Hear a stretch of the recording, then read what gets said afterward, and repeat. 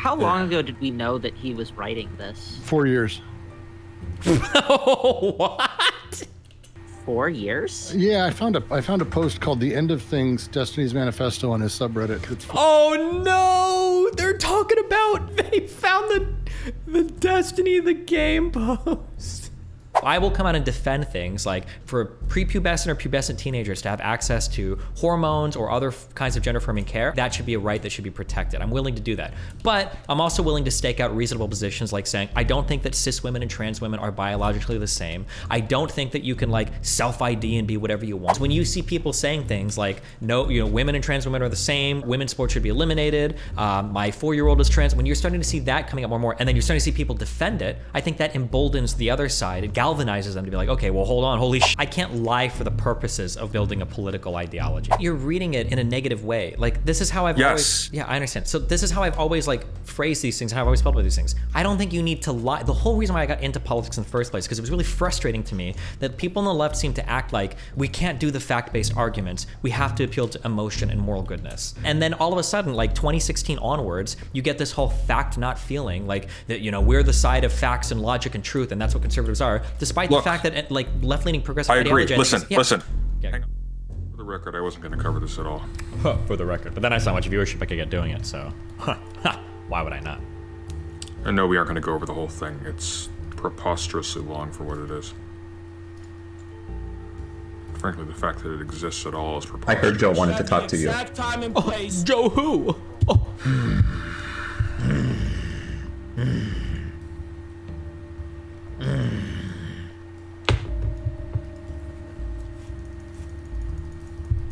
How are you feeling today? Lousy. A little better than I was this morning. I'm annoyed because I had to miss the Avalon talk. Just because I was not great. I was feeling nasty yesterday when I was talking to the girl. But... Erudite? Don't say her name here. We don't speak her name. Do you know what sections you'll be covering? The witch. I know for certain that I want to cover the trans section because it's politically relevant. And I want to cover the metaphysics section because it's hilarious.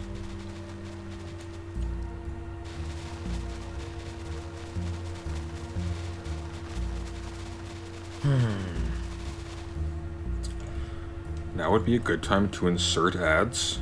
You have the exact I time must and obey. place.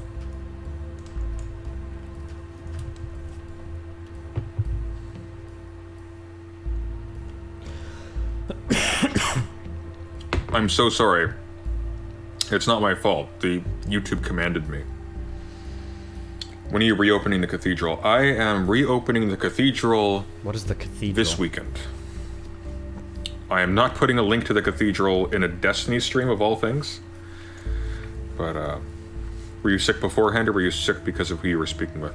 I was very sick beforehand. I got a bit of a second wind halfway through, which is why I carried it forward as long as it did. What a brave warrior.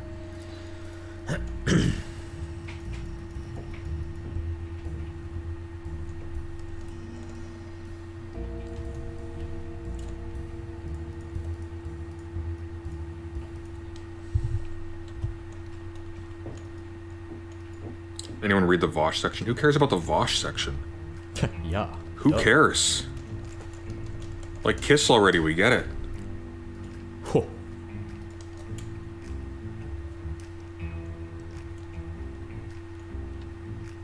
I am on YouTube Premium, you have no power here. Au contraire. If you're on YouTube Premium, in my analytics, I actually have a separate bar that tells me exactly how much I get from Premium. Oh. So you've already paid me. But I think you may Yeah, have Vosh paid me has a a little bit more. fortress. In This fact, guy's I got a think if cathedral. you're What the a fuck do we have, channel guys? Member, that goes into it quite a bit. I don't know if that does anything for ads, though. I feel like a loser now. Fuck! Oh, cool. And Brooks is ready to roll, so... Oh, true. We're the Dally Band. We have caves. Hold on to your butts. Based. Hello, hello. Why, hello, my friend. How are you? They're all like this. Oh, I'm no. doing okay. It's going to be the last time I'm going to be doing a little online thing for a week. We've got a company retreat next week, so I'm going to be disappeared, Nice. far away. What kind of retreat? What are you doing? Well, company was founded during COVID, so we've actually never met each other. So Oh, I see. we're just getting together to work. So this could be horrible. It's going to be great. The fun part about the people I brought together is they're all people who I've worked with at one point or another. So the only downside would be if it turns out they don't get along. But since I've worked with all of them myself, I'm fairly confident it'll be a great time in person. Fair enough. And we've been building for about a year now, so everyone kind of knows each other already. Okay. I have somebody in the. You remember Sirius? He's the kid who's in prison at his college. He wants to come on to talk about the philosophy and trans stuff at some point. If you have no objections, I don't think he'll be on for very long. No, I'd love anyone to come on and talk about any of this. I find it. This has actually turned out to be just more sad than anything as I've read. I read like a tiny bit of it. In particular, I looked at like the metaphysics section, which was embarrassing. But like the whole thing is just this is a man who has just been. He's had a notebook that you can't see under his desk, and every time someone has slighted him, he has made a journal entry about it. And now he's written a novel. And this is what this man has done with his time when he hasn't been streaming for months and months and months and months and months. It's incredible. Really... It's like a dissertation. Like it's Okay. I've never seen anything like it. Interesting. That's one take. Yeah, well, once upon a time, Nixon was rumored to have a enemies list, and people laughed about it because it was kind of this really cute idea that like made him a caricature. Like, obviously, no one really does that. That's something a Bond villain would do. And then it turned out he totally did keep a list, and he had a memo of like 20 people who were considered his most serious political opponents, and it was like, Jesus Christ, like you're not supposed to. This is satire level stuff, and it's just sad. I feel weird when I make a It's 20-minute genuinely video. just sad. Yeah, I feel weird when I make a 20-minute video responding to another streamer. Like that feels weird. Like what am I doing? This is like a marketable book. People have even been saying like he could actually like make bank just putting this on Amazon and getting it, independently published because it's like 130 pages Damn. He's or getting something, longer and isn't longer. it? It's insane. Here, I'm gonna pull in Sirius.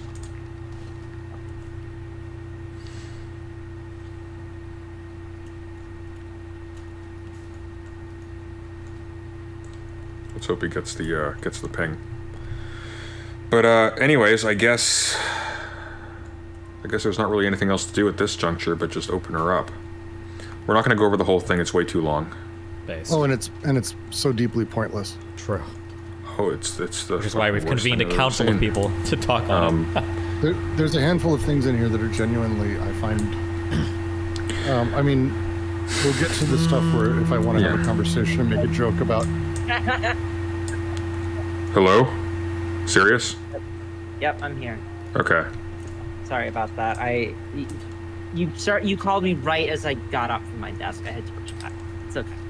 You always laugh maniacally when you get it from your desk. Clever one. What? Tip. I'm just bugging you. Okay, sure enough. Yeah, I don't like that. Okay. Alright. The other guy's upset about that. All right. joke. So I'm gonna share the screen here quickly. One moment. Yep. Yep. How are you doing? I'm doing okay. I also wasn't planning to go over this, but I felt like having somebody else there would make it a little bit more bearable. That's the only condition under which I would Then bother just looking at this thing. sitting I glanced at some pages that people had screen capped.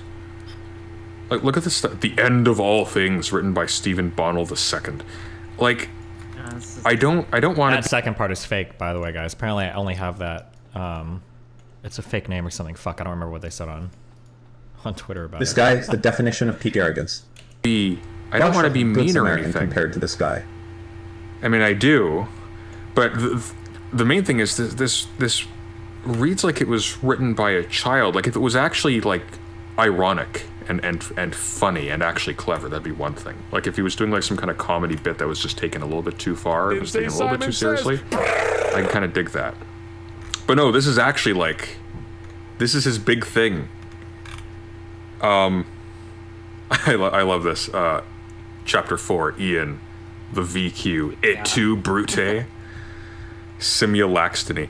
I'm interested in that one because that's definitely going to be about people like Demon Mama, Yeah. where it's like, oh, this person demonstrated some good tactics for making interjections in a heated conversation with somebody who's interrupting you, or was just filling the void with fluff. Therefore, if people imitate those tactics, they are clones of yourself. That's how conversation works. True. The really relevant parts here, though, honestly, because most of this is not like this entire the birth of Twitch politics and I don't care about these. Who could possibly care about these? I think I labeled them all, so you can just skip them if you wanted to. You know. Anyways, the relevant ones are conveniently enough what you are actually interested in, Sirius. The trans question. He has the X question things in here quite frequently by the look of it. And then underneath character, ontology. And I don't. Yeah, I saw a screenshot of the meta what section. Oh, it good feels lord. like he's really trying to straddle. He's like trying to straddle this line where he wants to be taken seriously, and he's titling these things very serious sounding things, but also All of these are very serious sounding. The VQ, the Harry Potter quotes, excessively serious. so his writing does not reflect the kind of seriousness or gravitas that he wants people to take him with. So I mean, ends for up me, kind of the line that the first couple paragraphs of the section on ontology and meta what just shows he's incredibly underread and shouldn't be talking about these things. It was actually just like, again, most of this is just kind of embarrassing. Well, that's what stuck out to me the most here is. I'm so curious what their criticism are going to be. I always thought, like, despite everything, like, despite, like, At least Dusty's smart, but his now I know that he's impulsiveness not. on social media, that's by now probably cost him thousands and thousands of dollars. And earned me lots of money, too. Like, I thought there was somebody intelligent underneath that. Like, I got the impression from him, from his conversations from a while back, this was somebody who was, like, you know, he was sort of grounded, he was sort of smart. Like, he wasn't like an academic by any means, but this was somebody who was, you know, like, there was genuine intelligence there. But I read this and I'm getting the picture of like that guy in undergrad first year who thinks he's the smartest kid in the class because he read like the Wikipedia article on Nietzsche and thought it was talking to him. I haven't even read the Wikipedia article on Nietzsche. He is, and it's, you know, the underlying critique of all debate bro culture is ultimately that they're not about coming to an understanding or learning, that it is a rhetorical series of tactics and a series of systems that if you can learn to master them, you can win any argument regardless. Oh, this is always the this is probably the most common critique that is never substantiated of me. It's when people are frustrated that their idols or people that they like or positions they like are poorly represented. People will often retreat to this idea that Destiny has secret tactics that he uses to win debates even though he's wrong all the time. Or this idea that, like, oh my god, like you don't understand, like it looks like he's winning these debates, but in reality he's just using like secret like Jedi mind tricks debate tactics to win, and none of the debate is actually real, and none of the conversation is real. He's using tricks, but they'll never actually go on to show like, well, here's an example of where he was wrong here, but he wiggled out of it using this, or like Hassan, Vosh, everybody kind of makes these arguments. Anytime your position is like losing a debate, it's always because there's like a debate tactic that's involved or something. That's generally how people view it. Like pizza tactics. Regardless of what you're actually arguing and what you believe, because that's not really how debate works. Debate's not about coming and arriving to the truth. It's silly to think otherwise. And so to have him, again, I've never thought any of these people were especially smart, but I assumed they at least had, I don't know, some level of, here's what I hey, thought. I want to learn about things. Yeah. And this was, again, that the sentences about ontology, I just went, oh.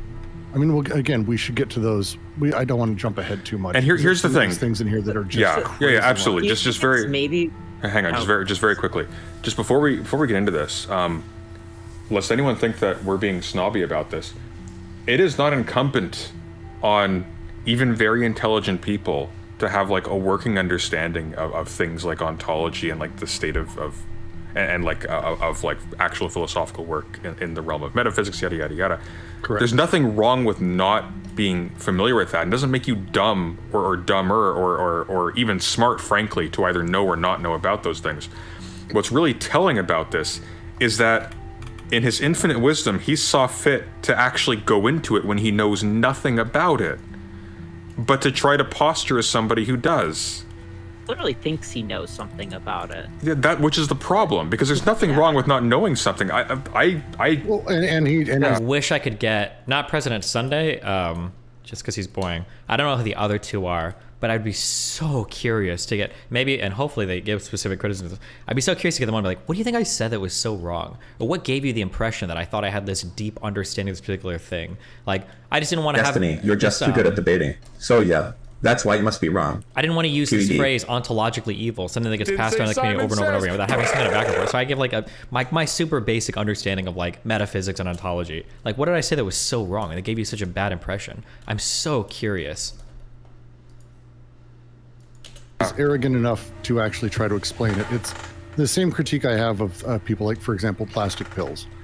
These people who have these theory channels or philosophy tube, I think would be another one that's a good example, who makes entertaining content. Yeah. But they're trying to explain incredibly complicated concepts that people spend literal years to try to understand. Years. And they believe and have Years. the audacity to believe they can do it in a handful of paragraphs or in a 5 or 10 minute YouTube video. Oh God.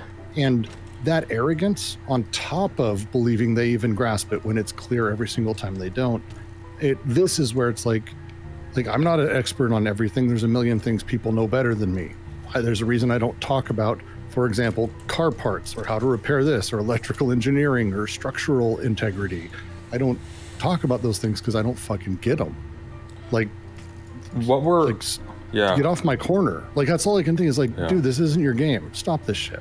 Well, it could be if you put in the work. What we're witnessing here, though, is essentially Destiny falling into precisely what Hawes has been lampooned for months now. It's just Just what? For lack of a better word, it's LARPing. True. Like he's bought his own bullshit. Absolutely. See, what I thought was that okay, this is a person who like, and of course with the breadth of topics that you're dealing with and the kinds of hostility that you're dealing with, you need to sometimes be satisfied with a shallow and not particularly well verified degree of knowledge about some topic or whatever. When you go into a Not discussion me. where you're expected I think to I have know to be able to everything like, about point everything. very fast. But then I think, okay, but when he logs off, when he turns this off and he's done streaming, there must be something like behind this, right? Like when I turn off my computer, there are things that I read that are unrelated to what I'm doing on stream. I have interests in things. I have projects. This isn't all of it. But the existence of this just tells you this is all of it. Because we're talking about a man who streams for It's almost years of it. years of it. I'm pretty sure this whole doc and all the examples, don't most of the examples of this come from like a 6 to 18 month period? Like, I think there are a few that are kind of back, actually it might even be just within like a year period.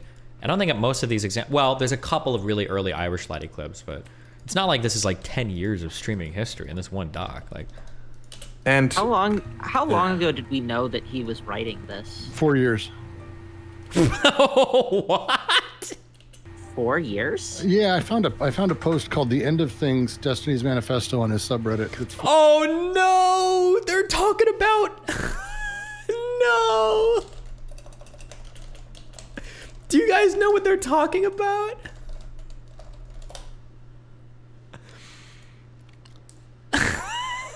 They found the Destiny the game post.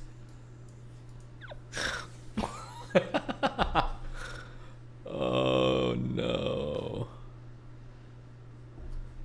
It's so funny that these guys don't know that they are only pretending to be smart and clever.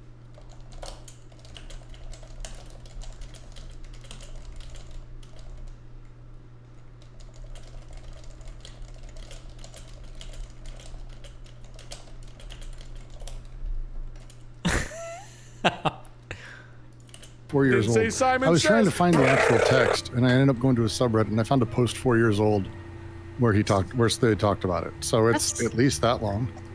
Interesting. That's like, clearly it must have changed over that time, right? Because that was back when, him and Vosh hadn't Somebody's got to correct gone this, at it, right? gone at each other's throats yet, right?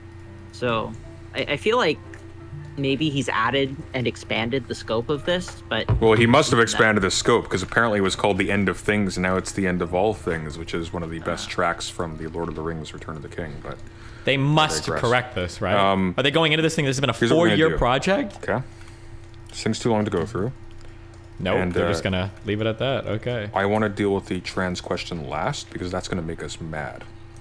So I Okay. want to start with the fun stuff, and I want to go over Oh, boy. ontology. And before I do Alright. that, I want to refill my cider.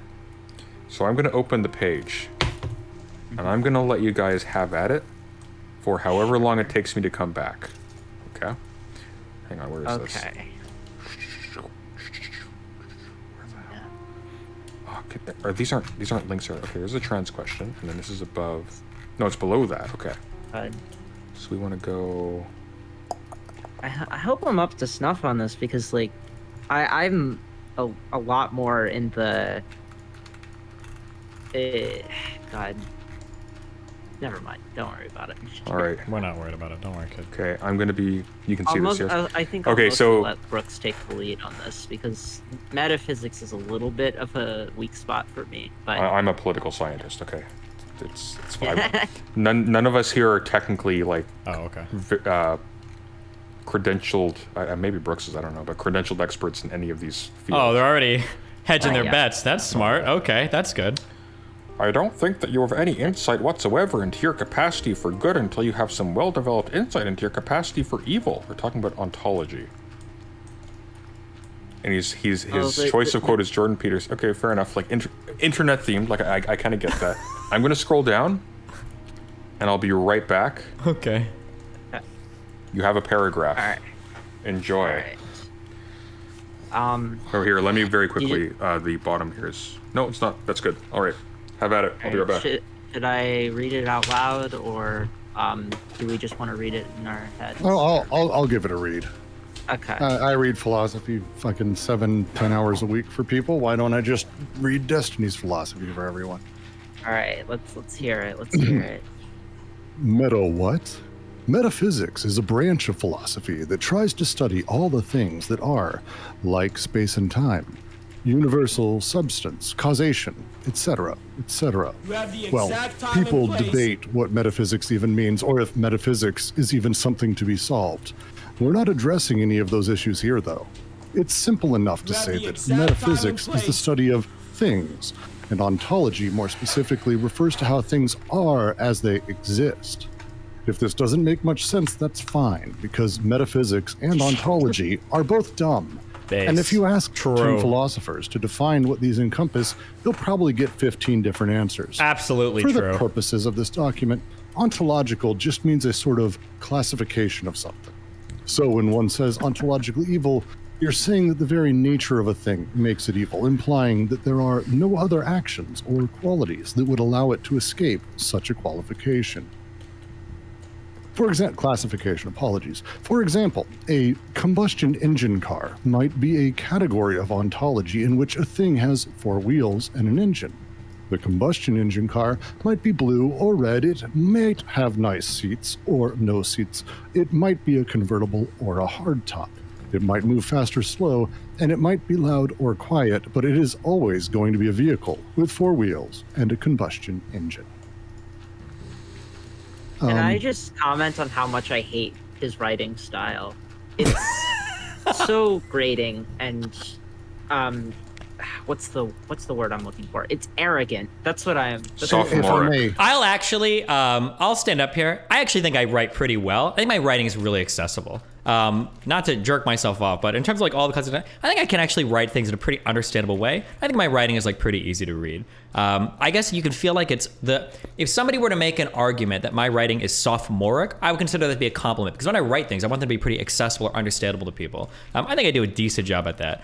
It's casual enough that it should be understandable, but like I think it's precise enough that you understand kind of what I'm getting at. This thing of like it's amateurish. Like, did I not use enough Vosh words for you? I don't know. I think it's kind of silly, but Sophomoric is the word. 100% this isn't writing. Just so you know, 100% this isn't writing. This was dictated and typed, and then it's transcribed. What? Wait, what does he mean by that? Okay. No, I think he wrote this. I think he No, wrote not a chance.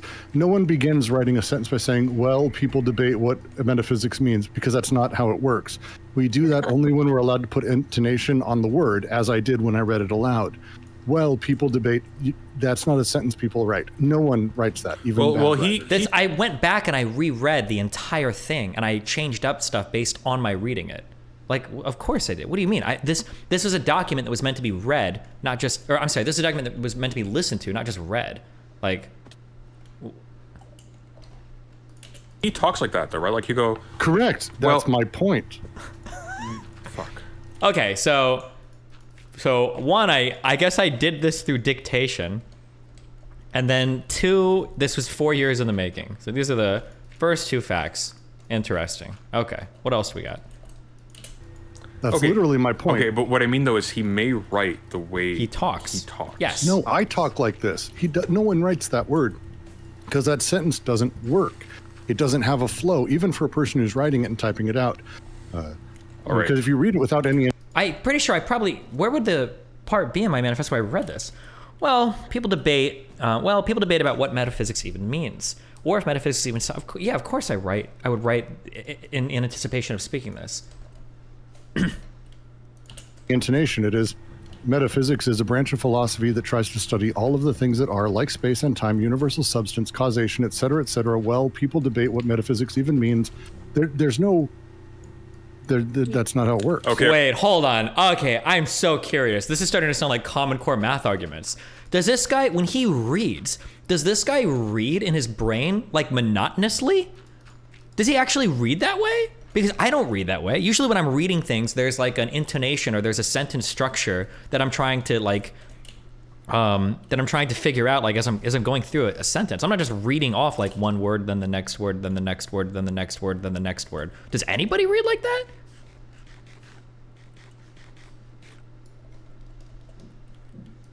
Okay, Yeah, look. Let the record show. I tried, okay? I tried to defend your destiny.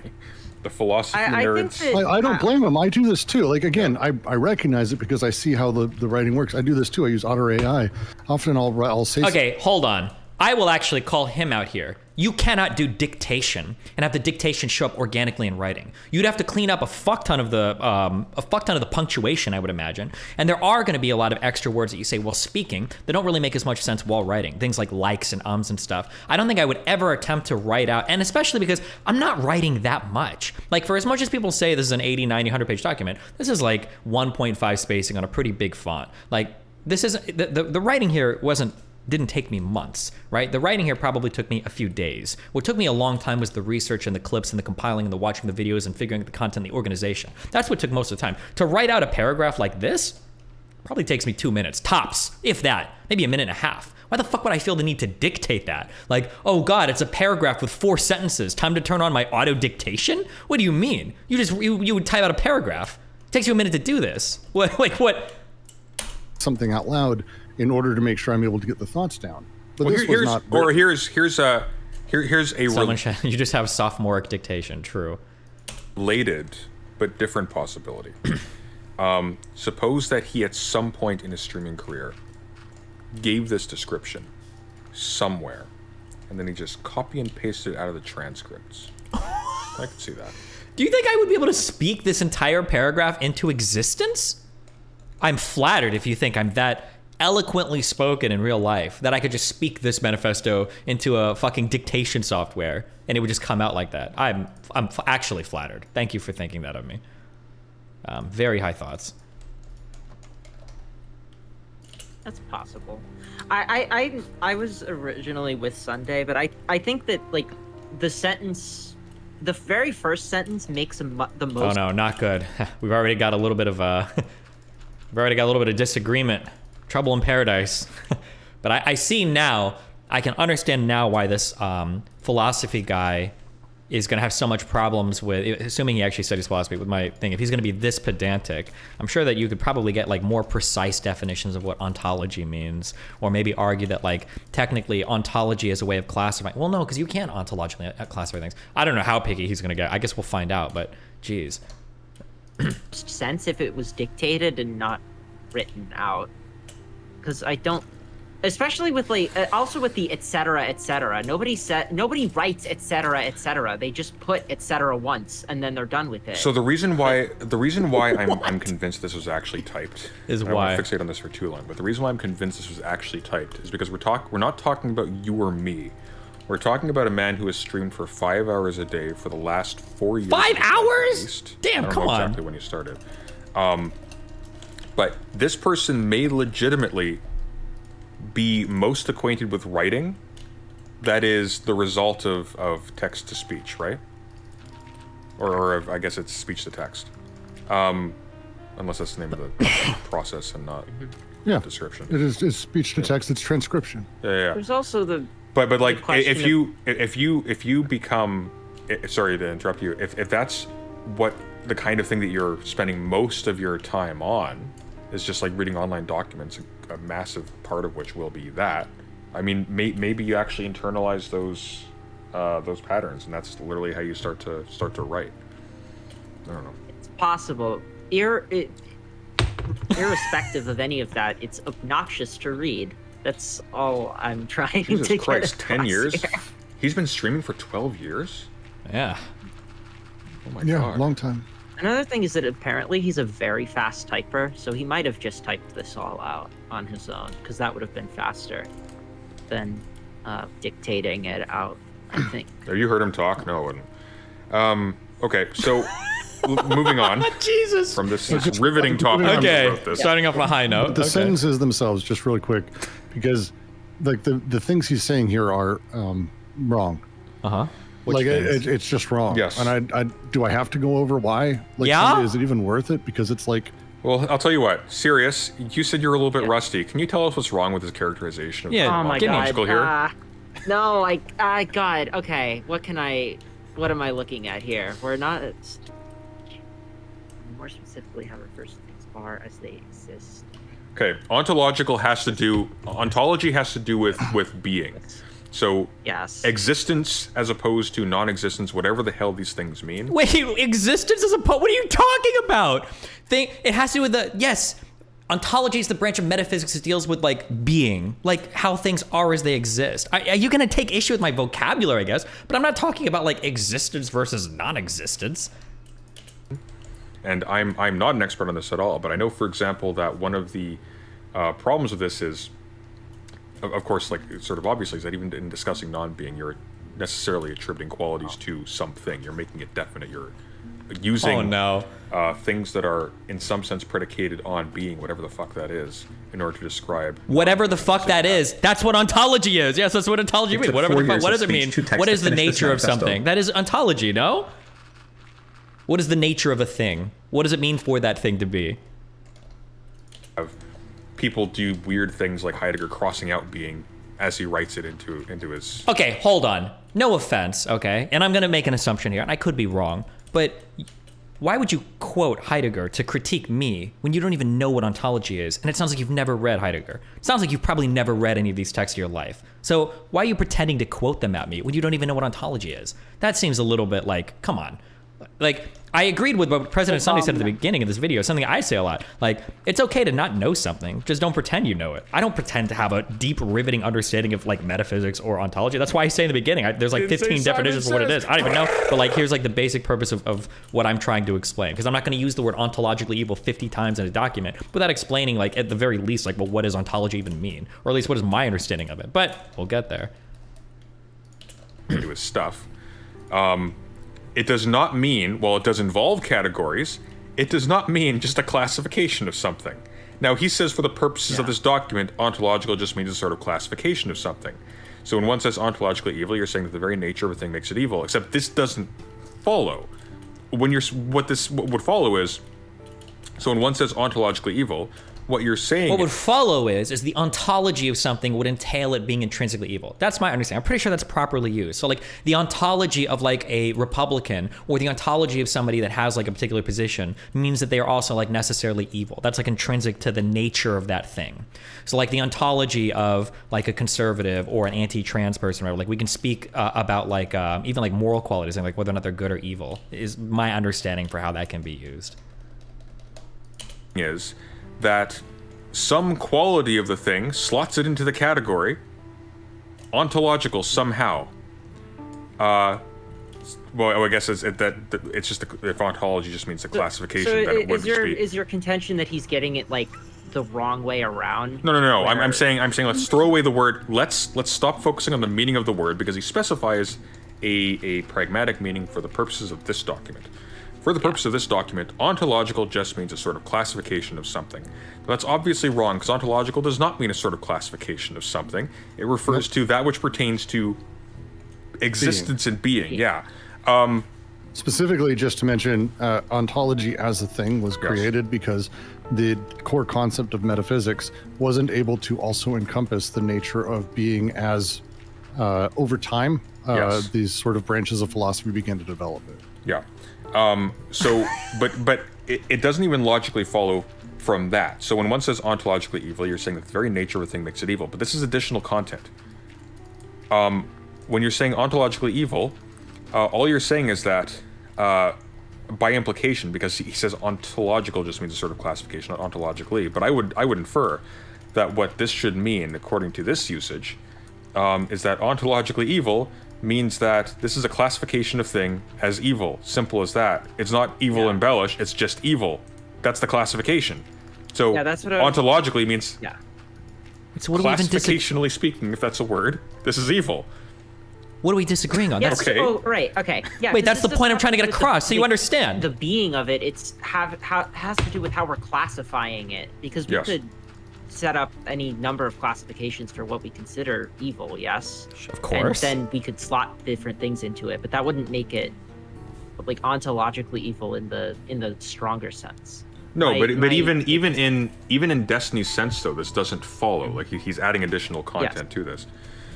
It's just as someone in your chat says, what he's doing, and it's why I hate so many of these things when they're discussed, is he's doing what Twitter people do. He's utilizing the colloquial version of this as espoused on Twitter in order to make a larger point. But immediately, it's just a very dismissive and odd paragraph to go through and do that when he could just flat out say, hey, colloquially, here's what it means. And then at that point, exactly. it's like, cool. Exactly. Cool. So yeah, we'll go with that. Yeah. So what he should do, if their feedback wasn't dripping with vitriol, because obviously they're all like huge anti-Destiny dick riders, what you really could say. So let's rephrase their criticism the best way possible. Okay. There is value in the branch of metaphysics. There is value in studying ontology. These terms are not well understood, and colloquially they're probably used incorrectly. I wish that Destiny would have just said, "Here's a colloquial version of ontology," left the rest alone, and then like move further in his document. Everybody probably went, okay. I think that could be a fair criticism. I guess we want to levy that criticism that's not like dripping in like anger and hatred, like if you weren't so fucking desperate. I think it's really funny and kind of telling that like all three of these guys were like chortling along like, oh, this is so dumb, and then the president was like, can you tell me why this is dumb? And then the young kid was like, oh, it's been a long time, I don't know. And they're like going back and forth. It's like, okay, so it sounds like, and then also the thing that kind of irritates me the most is it sounds like the writing was concise enough and the definitions were clear enough that they actually all understand exactly what I'm saying, because it seems like they have no trouble figuring out what the intended meaning of what I'm saying is. Maybe they're just upset at the harshness with which I treated metaphysics or ontology, which I guess is fair, but we could have gotten here much quicker with much less anger. But Jesus, instead of being dripping in euphoric atheism, Jesus. Is all of this gone and just say, for the purpose of this document, for the purpose of this document, ontological evil means the very nature of a thing makes it evil. That's all. And you can leave it there, and you can leave like debates about what the nature of a thing means, yada yada yada, just all gone. Why? Because we're literally just invoking a thing that is sort of prevalent in a certain, very specific type of discourse in a very specific part of the internet, and that's fine. What's really interesting about this, and I put a bunch of asterisks next to the word interesting, Yeah. is that because of all of this stuff here, he legitimately thinks that when people talk about things as ontologically evil in the sense of Twitter, that is in some sense actually touching on what philosophers are talking about when they use terms like ontology. Yeah, of course it's not. That's my This whole is point. actually, he actually thinks that this discourse is somehow representative of what people do in the real world when they're talking about these things. No, the whole thing Like, is seriously. about people And on it's- Twitter and stuff. What do you mean? All my examples are people on Twitter. Shall we move on? Wait, hold on. Does he think I'm giving examples of like, this is how philosophers inappropriately use ontology to call people evil? No, every example they've given in this entire document is written relating to discourse that I personally been involved in. What an interesting... Yes. Thank you for picking up my slack. You're welcome. On the Okay. construction of evil. Who wants to read? Shall I? Oh, you please. All right, you can read. Oh, you wanted to read this one? I was going to. So. All right, take it away. I mean, the eagerness with which you're doing my work for me, for which only I am being monetarily compensated. Go ahead. All right. So, perhaps the largest problem plaguing both online and real-life politics today is our inability to separate people from their ideas. It seems to be sufficient to identify only one or two bad ideas or statements from a person to classify the entire person as being quote-unquote ontologically evil. The natural, Imagine referring to women as moral madam follow-up and then to such saying this reads as classification arrogant. is the You absolutely treatment of nailed it, said President person Virginity. in whatever manner one deems appropriate. We can see that this treatment of an individual is troublesome for several reasons, but it becomes increasingly problematic when we use these types of classifications across an entire society. Before we dive into specific examples of that, let's build out two more concepts to illustrate how damaging these categories can be to political and social discourse. Many people over the past several decades have taken to replacing the definition of the word racism with that of the term systemic racism.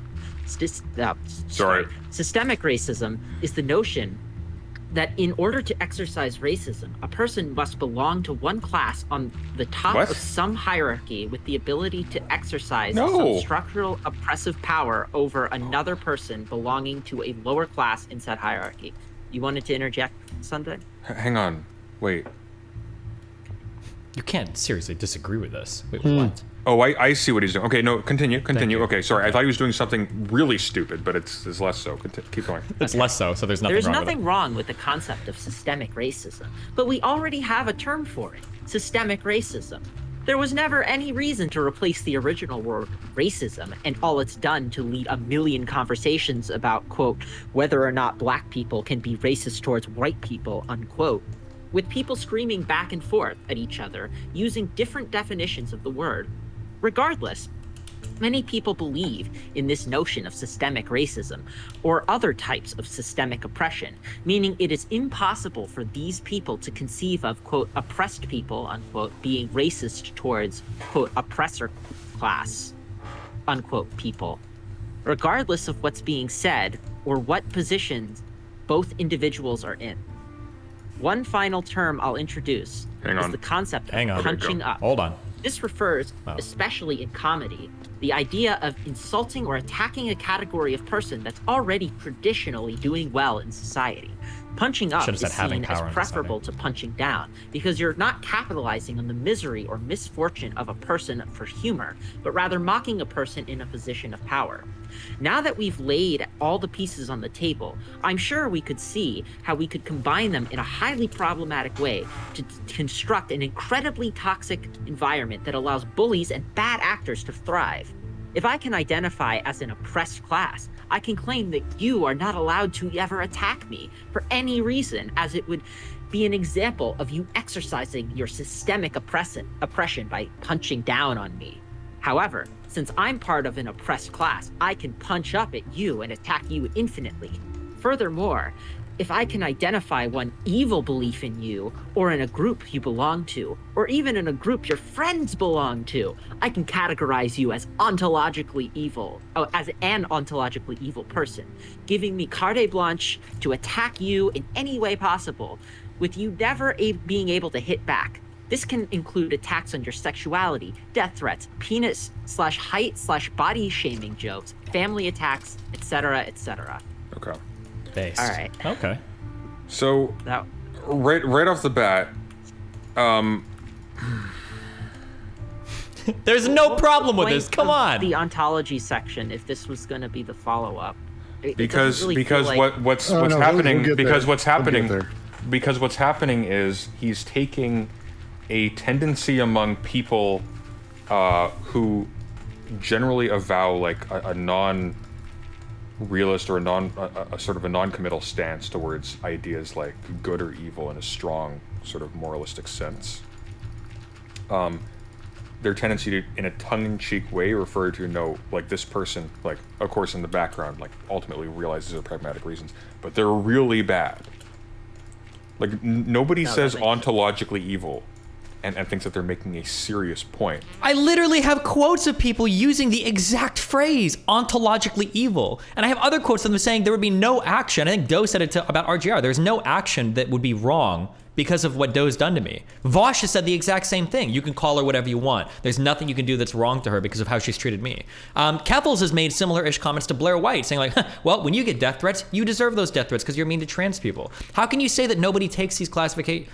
Or sorry, I know why. It's because they're being bad faith. But I think I adequately laid out evidence of this happening in the real world and being supported in the real world in my document. More than enough for them to say it never happens or nobody does it. They're just pointing, double plus bad, and that's all. Yeah. That's generally what that's generally how it's used. It's Yeah. just people say, I think that this is a bad thing or this is a bad person. And I think Destiny gets this because, despite this, I don't think he's that dumb really. Just hold on, Well, Brooks. Hold on, Brooks. I knew you were gonna fucking jump in. Just chill. One second. I think what's happened. I think what's happened is he's done something a lot of people of Sophomore. average intelligence do. I'm saying that for Brooks. You have the exact. They will place. recognize like these different sort of levels of seriousness that take place in real life, and then when they go to analyze the thing, they have difficulty holding it all in front of them at once, and so they go to trying to, in this amateurish way, break down the concept, and as a result of that, they take things that aren't meant to be taken seriously as things that were. And so you get this disaster where you have like a serious conversation about like how to address systemic racism in light of the fact that people will lean into the ambiguity of the common understanding of systemic racism in order to like bully around individual people, when systemic racism in the technical sense doesn't even refer to racism by people at all. It refers to the racial bias, quite literally, of systems against certain people. So that even if you have like every single person in society cleansed of all bigotry. Oh, this is my if definition. Nice. Maybe he's heard it somewhere else before. Processes that are biased against different groups are allowed to just run unimpeded and uninterfered with into perpetuity, the system itself is still racially biased. And so you will still see outcomes that are disparate because of past racism. And so you can refer to this as, you can refer to like certain outcomes in terms of poverty or educational outcomes or health outcomes, et cetera, as being the products of systemic racism. And it doesn't even need to be past racism. Like you can Sure, but you get the idea. Sorry, Brooks, you were going to say yeah. something. No, well, so there's two things. One is I made the statement earlier that he'd been working on this for many years. I have to be very clear. I don't watch Destiny, and I'm only familiar of him through like a handful of like fourth-party videos about videos that he's referred to. I was wrong. He hasn't been. I made the mistake where Good I job. was looking for manifestos. It turns out Destiny apparently has made one about various things Obama. almost twice a year for the last 8 years. Various sub.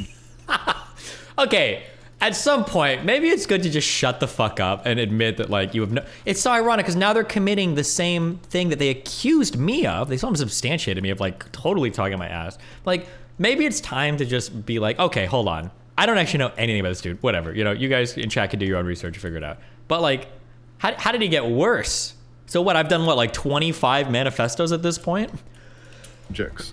So he writes manifestos that are almost identical to this one. I've been reading a couple, just going through, and it's basically a series of things happens that involves him, And so he records everything about it and then basically creates, sort of poisons the well with an upfront conversation, sets things in a very particular motion, goes through his reasoning and the list of things that his community helps put together through a lot of links and a lot of specifics, and then ends with a statement, blah, blah, blah, blah, blah. But there's a lot of manifestos. So it was not this one that I found him talking about years ago or that his community was asking about. It was another one. And there's a lot of others. So, but more, the reason I mention this is because when we talk about his reasoning in here and how he's talking about it, this is why debate bros make shitty writers, because this is what a debate person would do. This is an opening argument. This is how he talks. This is how Vosh does this too. Sunday, you've done the same thing. Like a very good debater opens up with basically doing their best to poison the well and create their argument up front. First of all, if you're looking at this as anything, you would look at this writing as a persuasive essay. So of course I'm creating my argument up front. I'm gonna open with some type of thesis statement that I hope to prove to you. Then I'm gonna define terms. Then I'm gonna construct not patterns. I'm going to construct systems. I'm going to show you how people operate in these systems to substantiate my argument, and then I'm going to leave it and follow with a conclusion. Yeah, this is a persuasive essay. This is essentially all I'm doing. I don't think there's anything wrong or crazy or unbelievable about that. Like, I think it's pretty standard behavior for somebody that's trying to like convince you of something to write in this manner. Wow, he's opening up with a claim, and then he's trying to provide all sorts of justification for said claim. You can't say that me defining terms is poisoning the well. Right? Like poisoning the well implies that I'm doing something bad faith or maybe making bad personal attacks to avoid dealing with the substance of what I'm saying. But I think I provide enough examples in this. Like I haven't even gotten to a part yet where you can say I'm poisoning the well. I don't think you have. I haven't even brought up anybody's name yet or mentioned anybody. I'm literally just defining terms and then laying out what I see as like a type of system or like a formula that I'm saying basically, like an econ paper. Like this is a formula that I've derived that I think I can use to predict, some type of behavior. And then here's like the justification for it before I go ahead and like retrofit this on some data and see how much I can jerk off of my R squared or whatever, right? And this is what he's done. He's basically positioned ontologically evil as a thing that is about a categorization of evil. Yes. That sounds like it has anything to do with the rest of the world and not just what a handful of shitheads say on Twitter. Maybe my I say is literally about a handful of shitheads on Twitter. And he says here, look at how we can create and construct evil.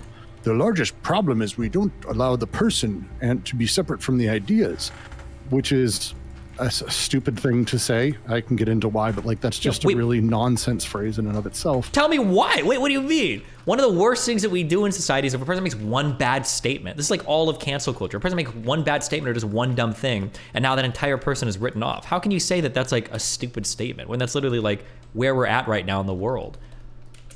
And then he goes into talking about systemic racism versus racism. Oh, then here's what that means. It doesn't mean that, by the way. This is not, no one has replaced the word racism with systemic racism. They're different things. People do this. I guess I'm not going to click any of my examples, but like, I think I literally linked 3 huge examples, all 10,000 or 100,000 like tweets. People do this all the time. How many times do you see somebody argue, dude, people on Twitch got banned for it. I can say cracker, that's not racist because white people are in a position of power. That doesn't count as racism. How many times every single person, literally 100% of the people, there's some fucking dude listening to my stream in like a fucking hut somewhere who somehow managed to like find a cell phone that fell out of a plane in the sky who turned my stream on. And right now I'm saying, have you ever heard the term racism equals power plus prejudice? And he's like, oh yeah, I've heard that before. I have heard that, Dusty. Like every motherfucker's heard this definition wheeled out to defend why you can't be racist towards white people or why some groups of people can never be racist. Like this is like almost common parlance at this point. To pretend that people don't say this shit is like wild. Entirely. And the last thing he does is bring up punching up.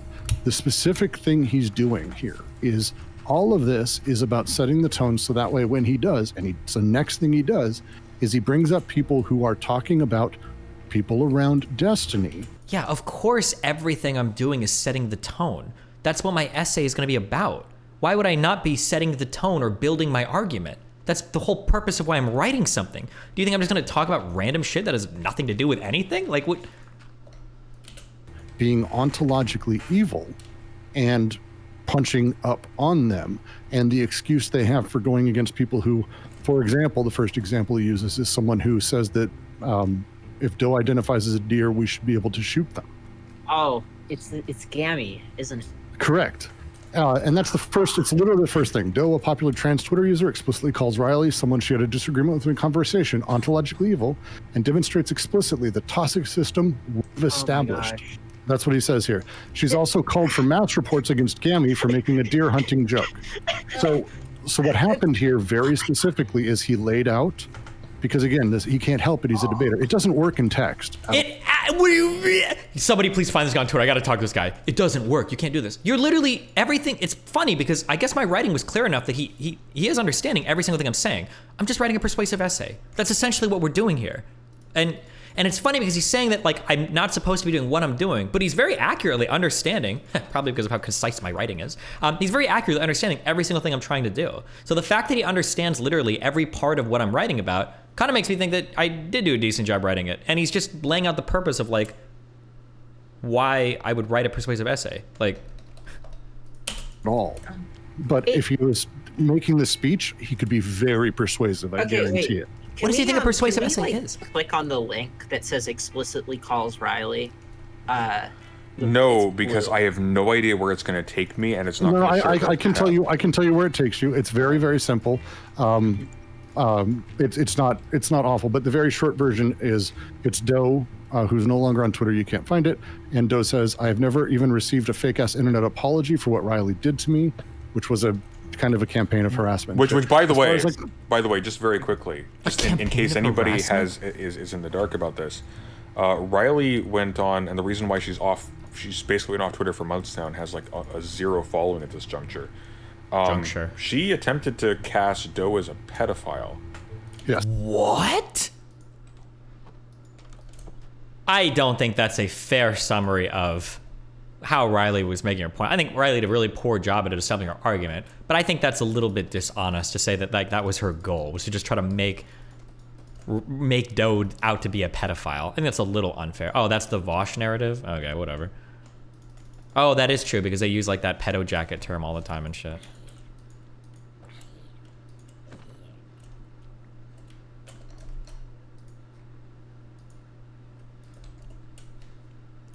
Twitter. Is that the Twitter? Is that the philosophy guy? Oh my god.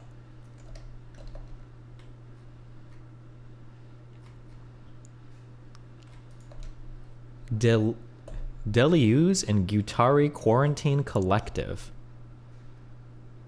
The Twitter feed of the Quarantine Collective. Schizo by nature. 1 of 15 are writing anything that pops up. Talk with us. Jesus Christ. You think ADHD? No? We have that in common. Okay.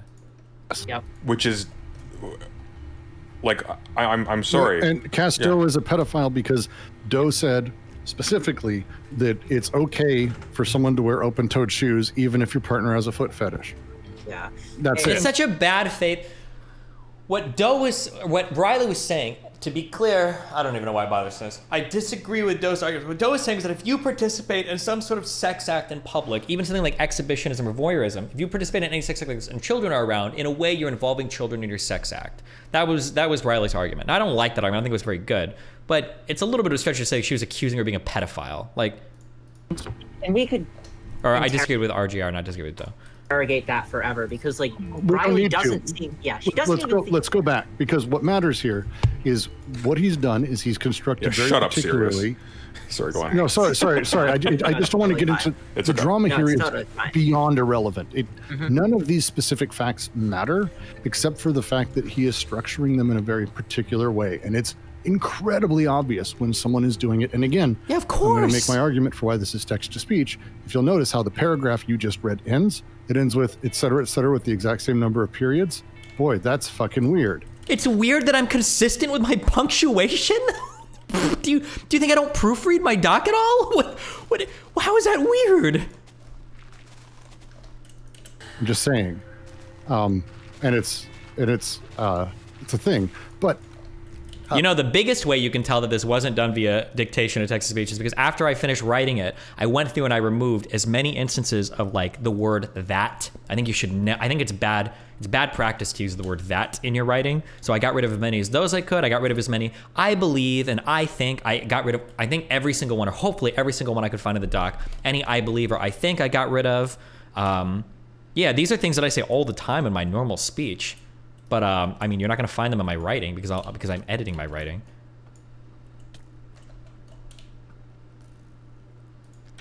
Why is that bad? I can't explain it, and I might even be wrong, but I feel like anytime I'm reading sentences and I've used that a lot, I feel like I could structure the sentence Keep in a hating better your life way, then, where working it class Andy. either reads easier, flows off the tongue easier, or it just sounds less repetitive. Like, I think in almost all times, like, I think that people are evil. You could just say, I think people are evil. Or if I was writing a persuasive essay, I would say people are evil.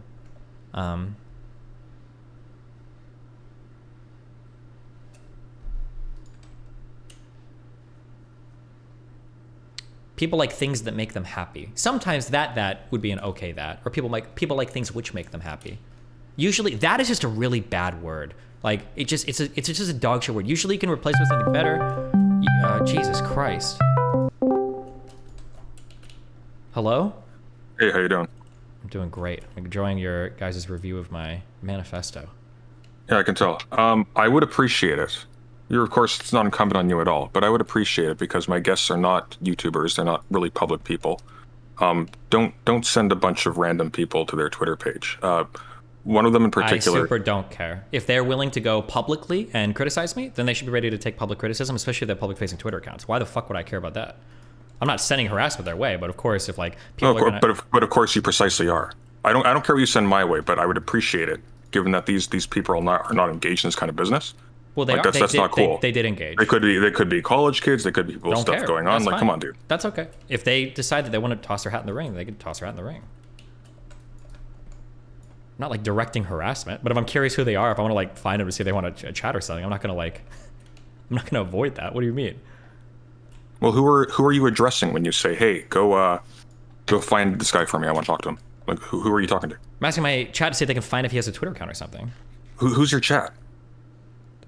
Do you want every single one of their names?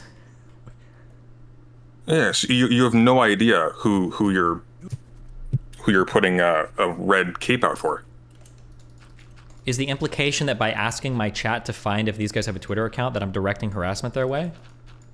In this particular context, yeah, absolutely. Okay, if that's the case, then that's a necessary consequence of this. You treat this with a minimum of care. No, I wouldn't. If these guys want to be... I know you wouldn't. This has been established. You don't know that I wouldn't because you've come here assuming you can change my mind on whether or not I would.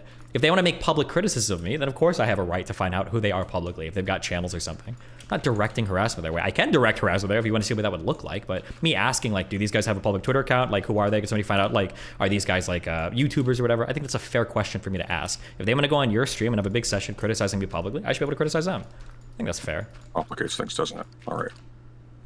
Wait, you know I didn't use text-to-speech to write this. Yeah, of course you didn't. I didn't see you did. Okay. Why are you so hypercritical on the ontology and metaphysics section when I essentially just say, like, you know that, like, in order to make a persuasive essay, I kind of have to, like, lay out my terms. Like, this is what this is what that is. Like, I don't think that's the most ridiculous thing in the world to do. No, it's a live reaction. I just think the way you're using your terms was a little bit silly. They did too, for different reasons. It was a conversation.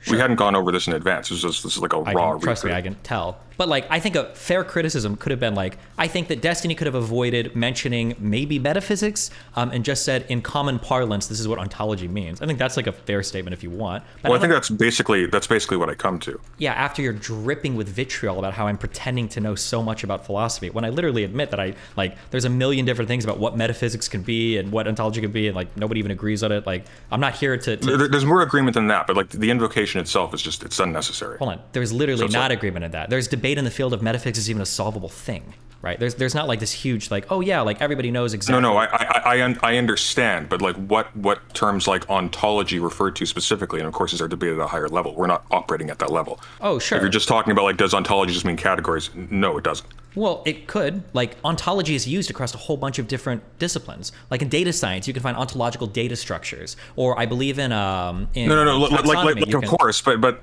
like categories are how you sort things based upon properties that they have. Like we're already assuming like qualities of being and whatnot when you're getting to that point. That's sure, but I mean, like, properties can be like a type of ontology. Like you could arguably, or maybe you'd agree or disagree with this, like Matt Walsh, when he asks what is a woman, that's arguably an ontological question. Would you agree or disagree with that?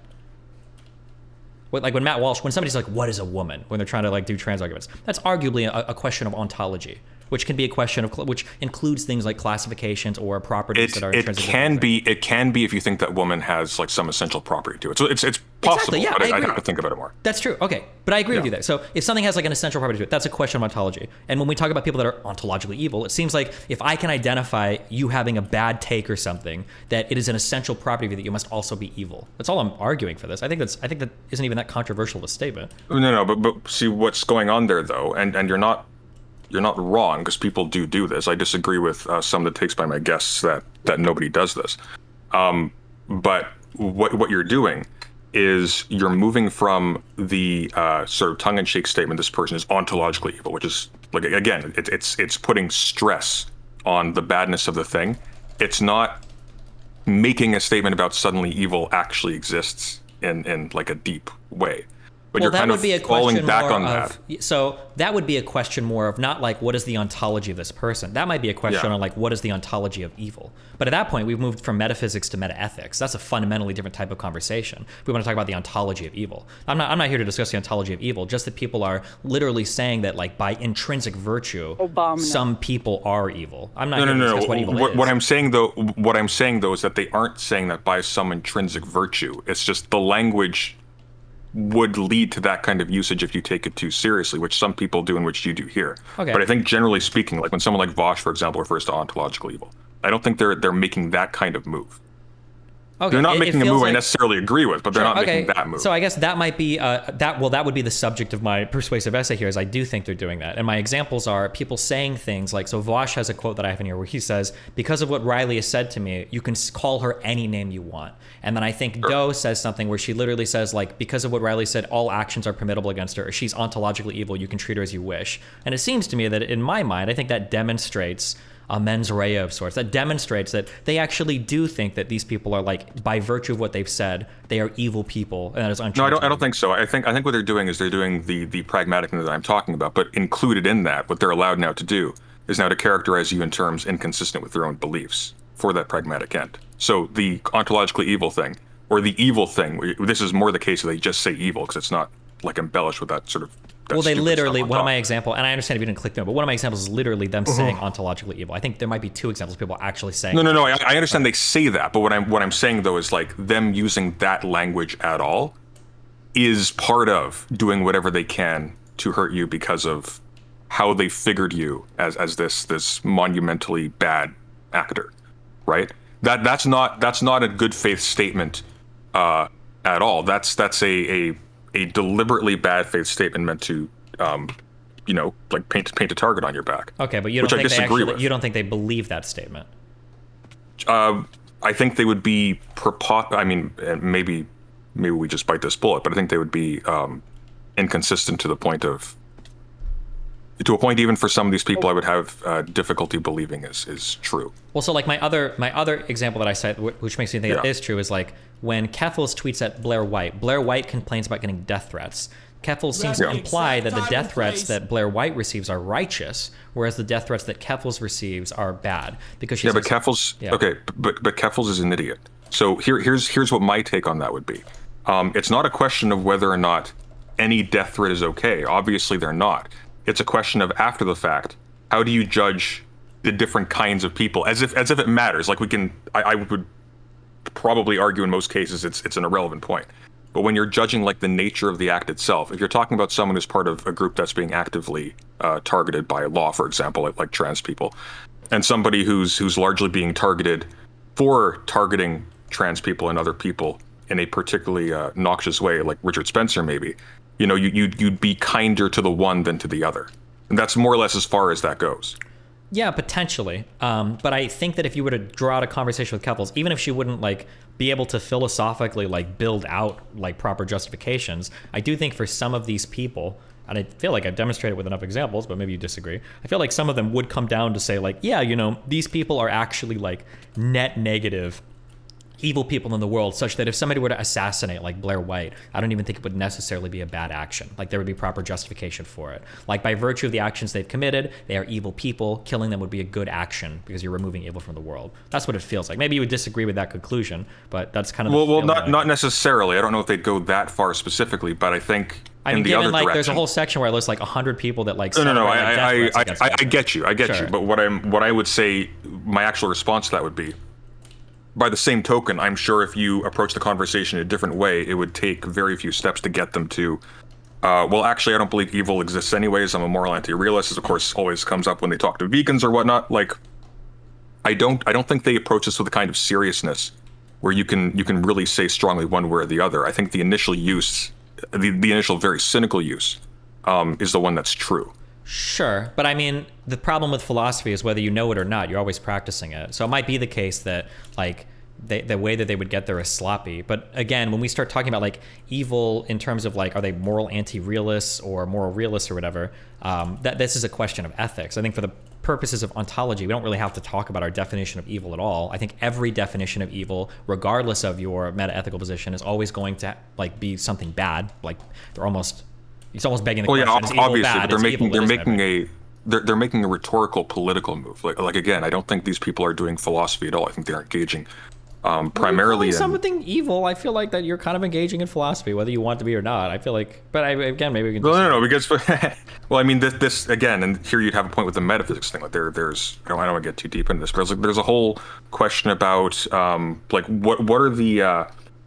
what's conceptually laid into the notion of philosophy itself. Like you have some notion of truth that you can have some disposition towards. You could talk about the world as sort of layered or constructed in a certain way. Like it's. I don't think these people are engaging in philosophy, or if they are, we're using the word philosophy in such a loose term. It just means all thinking, which I guess you can do, but then why bother talking about it? I guess we just have to agree to disagree there. I think that like, sure, because everybody has an opinion. If you ask them, like, here's the thing. People don't have strong opinions about chemistry or physics. Well, maybe they do if they're like hardcore, religious or whatever. But generally, like if you ask somebody like, what's the correct, like Heisenberg uncertainty principle, what's the correct interpretation of like these models or whatever? Most people are like, I have no fucking idea. But if you ask people like, how do you determine what's right or wrong? Those are really complicated questions of metaethics, but people will give you very strong answers. Or if you ask somebody like, how can you know if things are true or not? Those are very complicated questions relating to epistemology. But people who don't even know what that word means will give you very strong answers about it. So I feel like one of the problems of philosophy is that everybody's practicing it, even if they don't know anything about it, as opposed to other scientific fields where if you don't know anything about it, you tend to just leave it alone because it's not like okay, sure. But the point I'm getting at is that leaving that aside, the language of ontologically or very evil or just evil, which is just like very bad in a special super kind of way, that still retains its use. And so I think that's the use they're making of it. And I don't think you could actually pin most people to that because they're not being serious or really sincere, and they're sort of being openly insincere about it. Sure, and they might, and that might be the case. Usage. But I think I literally spent like 2 paragraphs talking about like metaphysics and ontology. It's not like I spent a whole like half, like 10 pages like laying out complicated. I just say like this is what. Okay, well look, I'm a terminal nerd. Okay, so you put that in there, like my eyes just it's like a laser. Sure, but So, I mean, like, I people don't are have to tell you. using the term ontological evil, so I have to give some background for what people might mean when they say this, or what it means when people say this. I think Well, here's what I would do, right? Like people talk about ontological evil, and when they do this, like regardless of the philosophical underpinnings, if indeed there are any, what they're effectively doing is putting a target on the person's back. This is a person that you can do anything to, and that's not cool for the reasons I will lay out, and that'd be fine. Which I think eventually you do get to.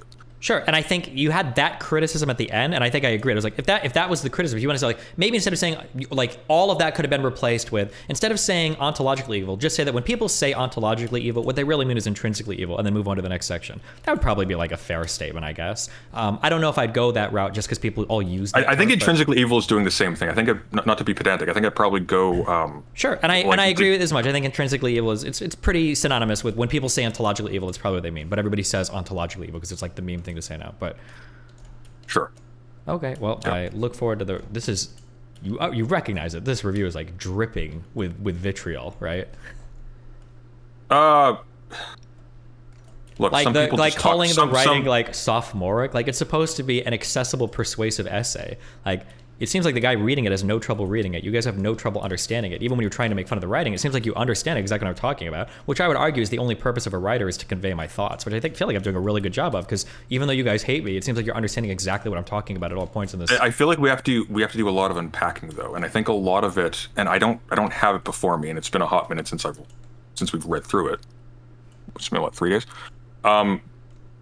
Like it's a lot of it is just doing, and in a much more benign way. Some parts less benign, and you'll get to that. And I'm sorry we do keep talking like that because we talk weird. People talk weird sometimes. It's not talking weird. It's being vitriolic, but that's okay. Go ahead. It's all part of the game. Some of it's vitriolic, but some of it's just talking weird. Like I'm aware of how I come across. This isn't a shock to me. Okay. But some of what you do there is of a similar quality. Again, more benign than the ontologically evil thing, but in a similar way to like different topics. That's how I would roughly characterize a lot of the frustration with it. What do you mean by that?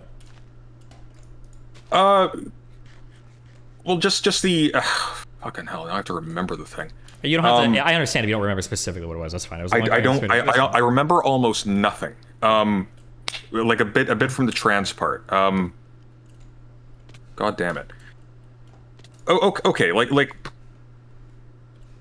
the. Oh man. Yeah, I'm just gonna drop that line. I can't draw any examples, so I can substantiate that right now. So it's all good. Okay, I think we're. Fuck, I had one thing I wanted to say, but I'm trying to remember what it was. I'm not in a rush. You can think about it. Yeah, it wasn't text to speech. I don't know who this guy that sounds like Ben Burns. I know it wasn't text to speech. Yeah, I know that. I don't do 2 of these a year. I think I've done 3 or 4 of these, maybe, in my whole life. This one wasn't 4 years in the making. That was a Destiny the game post. I don't know what they found. I did not search for your backlog of Manifesto, political pamphlets leading up to this. I have a suspicion what probably happened was there were a bunch of posts about a manifesto. Yeah, or they just and maybe Destiny that was manifesto and found like random shit or whatever. Yeah. I have no idea. Like if you say this is the only one, I have zero investment in. It's not the only one. I think I've read like 2 or 3 more. One was about like game stuff. Honestly, like if this was like a yearly thing, this would be less interesting because it's not an event anymore. It's just like, oh, this is just a thing. He's got a quirky name for it. He does periodically. Who cares? Okay. So that's. Yeah, I don't think there's a whole lot of vitriol here. If I had to guess. And I often have to rein in guests too. Like, this is one of the reasons why I generally like to have people who are, who give me personally more pushback on stream when I talk about stuff like this. I think when you have a few people on who are talking about a very large figure, with a following that, true or false, has a reputation for a certain kind of behavior, you get nervous, and when you're nervous, you make leaps. So. I don't know. As I said, this was a blind read-through. We hadn't prepped any of this. Okay. At least I hadn't. You keep saying blind read-through, but it seems like you guys had really strong opinions before ever opening the doc. But that's okay. I glanced at parts. Obviously, I knew like sections to look at. I think the main parts I had looked at were the table of contents I looked at a few days before. The metaphysics part. I like skimmed the first page of that. Oh, yeah. One quick part. This other guy brings it up, and you're kind of agreeing with this. He keeps laughing at me or making fun of the fact that I'm structuring this like a debate. This document is essentially a persuasive essay, so of course that's how it's going to be structured. I think where he's going with that is not that like, of course you would structure any kind of persuasive writing in the form of an argument because that's what you're doing. You're making an argument and justifying it. I think where he's going at with this though is that there are characteristics of the writing and the framing and whatnot that I suppose bears some resemblance to the way in which you would win a verbal real-time debate than how you would, like in philosophy, how you would like sort of carefully and rigorously structure the thing so it's addressing as fairly as possible every Yeah, every but I possible would. That's like contention, my. things like that. That's my goal. That's what I would want to do. Wouldn't that literally be like I would hope to structure things in the way in which I'm like creating an argument? I would argue. I would take it a step further. That's not really what Yeah. you guys are trying to do when you say that. You're trying to besmirch the concept of even like having a debate like that. That all of it is fake. All of it is like showmanship. It's all false bravado.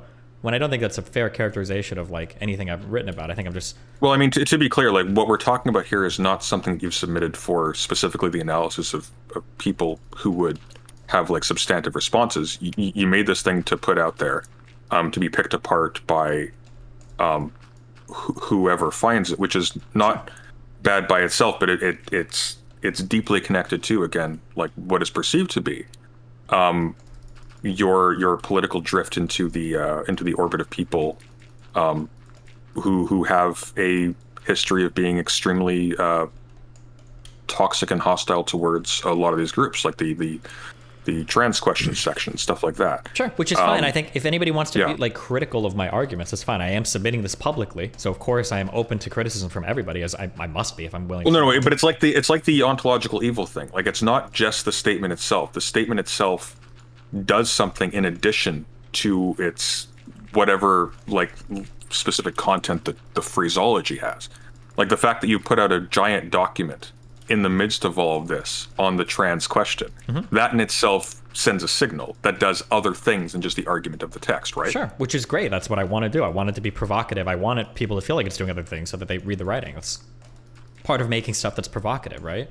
Fair enough, but nonetheless, that's still doing that other thing. Yeah, but like the criticism, it's not that it's doing another thing, it's that it might be provoking a reaction of another thing. But that could be part of the provocative titling. What was the remember the French magazine? I'm gonna slaughter the name. Was it Charlie Hebdo that made the one that was shot up? Yeah, because they made like a draw. They knew that was provocative. They knew that there were going to be angry Islamic or Muslim people, but they still did it. Are you critical of them for making like the drawings of Muhammad? Is that like should they not have done that? Like I feel like it's fair to be provocative if you feel like the outrage or the response is unjustified. Well, maybe the people who made the decision when the risk was borne by the little people who work in the building. Yeah, a little bit. Well, my understanding is everybody was on board. It's a provocative magazine. Like nobody there was like, oh my god, like I can't believe we did this. Sure. Yeah. But I'm saying like, but answer the question, right? Was it wrong for them to do that because they evoked an incredibly negative response about a very sensitive issue, which Islamic issues are sensitive across all of Europe even today? Well, it depends on what they knew what the results would be, I would say. They knew the results are going to be Islamic people getting really mad because drawing Muhammad is sin. Sure, but I weigh people getting really mad differently than this feeding into a culture of contempt or of hostility towards a group of people. I don't know if that did that. It may have, in which case I would have an issue with the judgment of doing so in the first place. What I say, it's like wrong in a political sense, like as in like a democracy should be punishing by law people who upset like protected social or like ideological classes. No, of course not. But like there are different layers to this. Yeah, I understand. So when I'm making big arguments, I like to back up and like look at what I'm arguing in the macro to see if it makes sense. So you're saying, I think it's fair to say, you're claiming that my writing of just a title of a section is so provocative that maybe it ought to be considered bad. We shouldn't title things like this because it'd be provocative.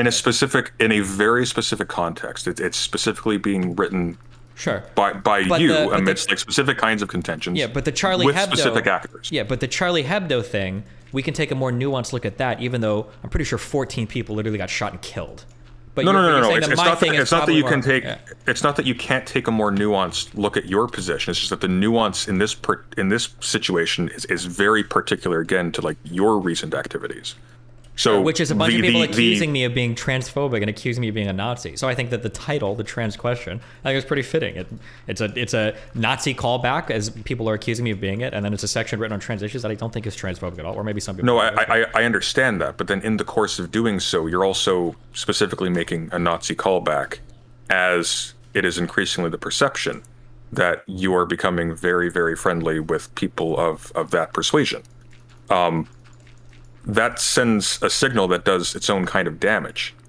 With the Charlie Hebdo thing, it's so general and so dispersed. It's difficult to even like specify what the general results were or what they could possibly be cognizant of or or even like what their aims in doing so were. Like it's. I mean, the aim was to literally just be provocative as fuck. That was the aim. No, I understand that, but Sure. what I'm saying, like though, they is were trying to, you could argue they were trying to provoke violence to prove a point, which I would think is like far worse than me titling something. Well, in a perverse kind of way, people who are criticizing you for that are doing you a kind of respect.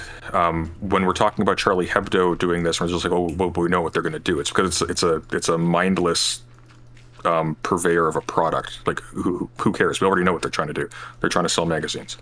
And I'm trying to get interest or eyes on my writing, and part of that is like being sure, but presumably, like you're not just specifically trying to do so just for the joy of making money off of your writing. Like you're trying to make specific interventions on some kind of discourse, right? Like you're not being stupid. You're one of those trying to make interventions is arguments. this concept that I'm like a Nazi, which a lot of people accuse me of being. So having a section called, I think, the trans question is like just a funny way of like being provocative and hitting at that like I'm a Nazi thing, and then making arguments that I think aren't arguments. Okay. Look, I'm not saying you're trying to like hold water for Nazis by making that move. Okay, sure. I'm just saying that like when we get to the point to where it's like we're causing harm to a group of people by like a 4-letter or I'm sorry, like a 3-word title of a section, I think we've gotten a little bit, we've lost the plot a little bit there. I think just think about this for a second, right? So you have a wave of transphobic legislation in the United States. Yep.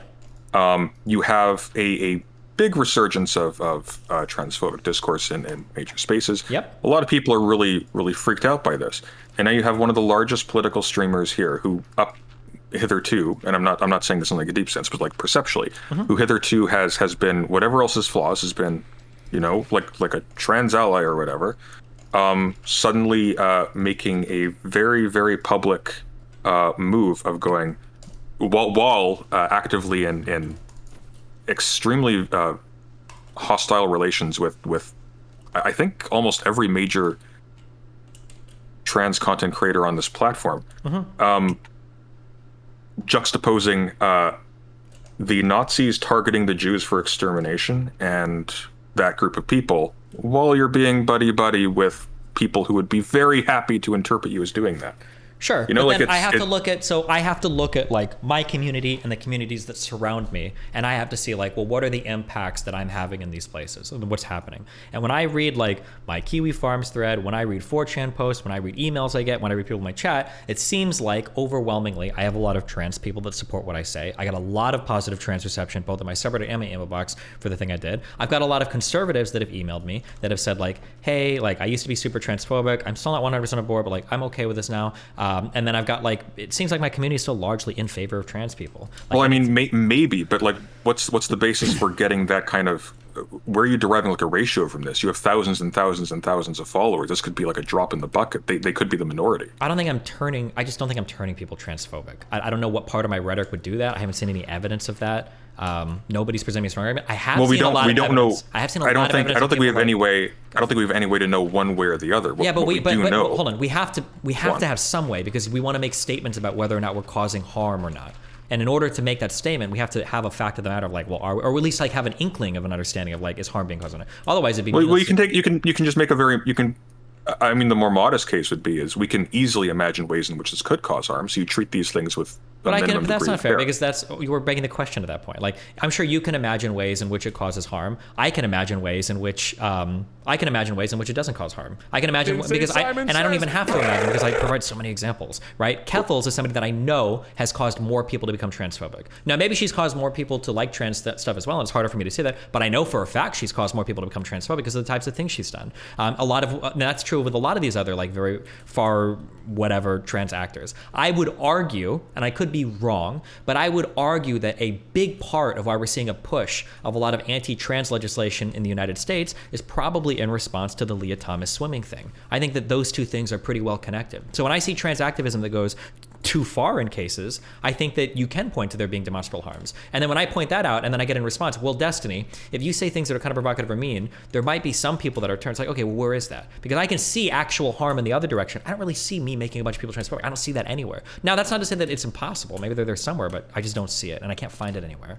Well, I'm not necessarily that you're saying you're making people transphobic, but what you might be doing is releasing some of the pressure from people who already tend in a transphobic direction but otherwise have, some level of social pressure to treat certain people with a certain kind of respect, just because they're other people, and the bare fact that they're trans and for whatever reason this rubs you funny, isn't really a justification for abusing your fellow citizens or whatever.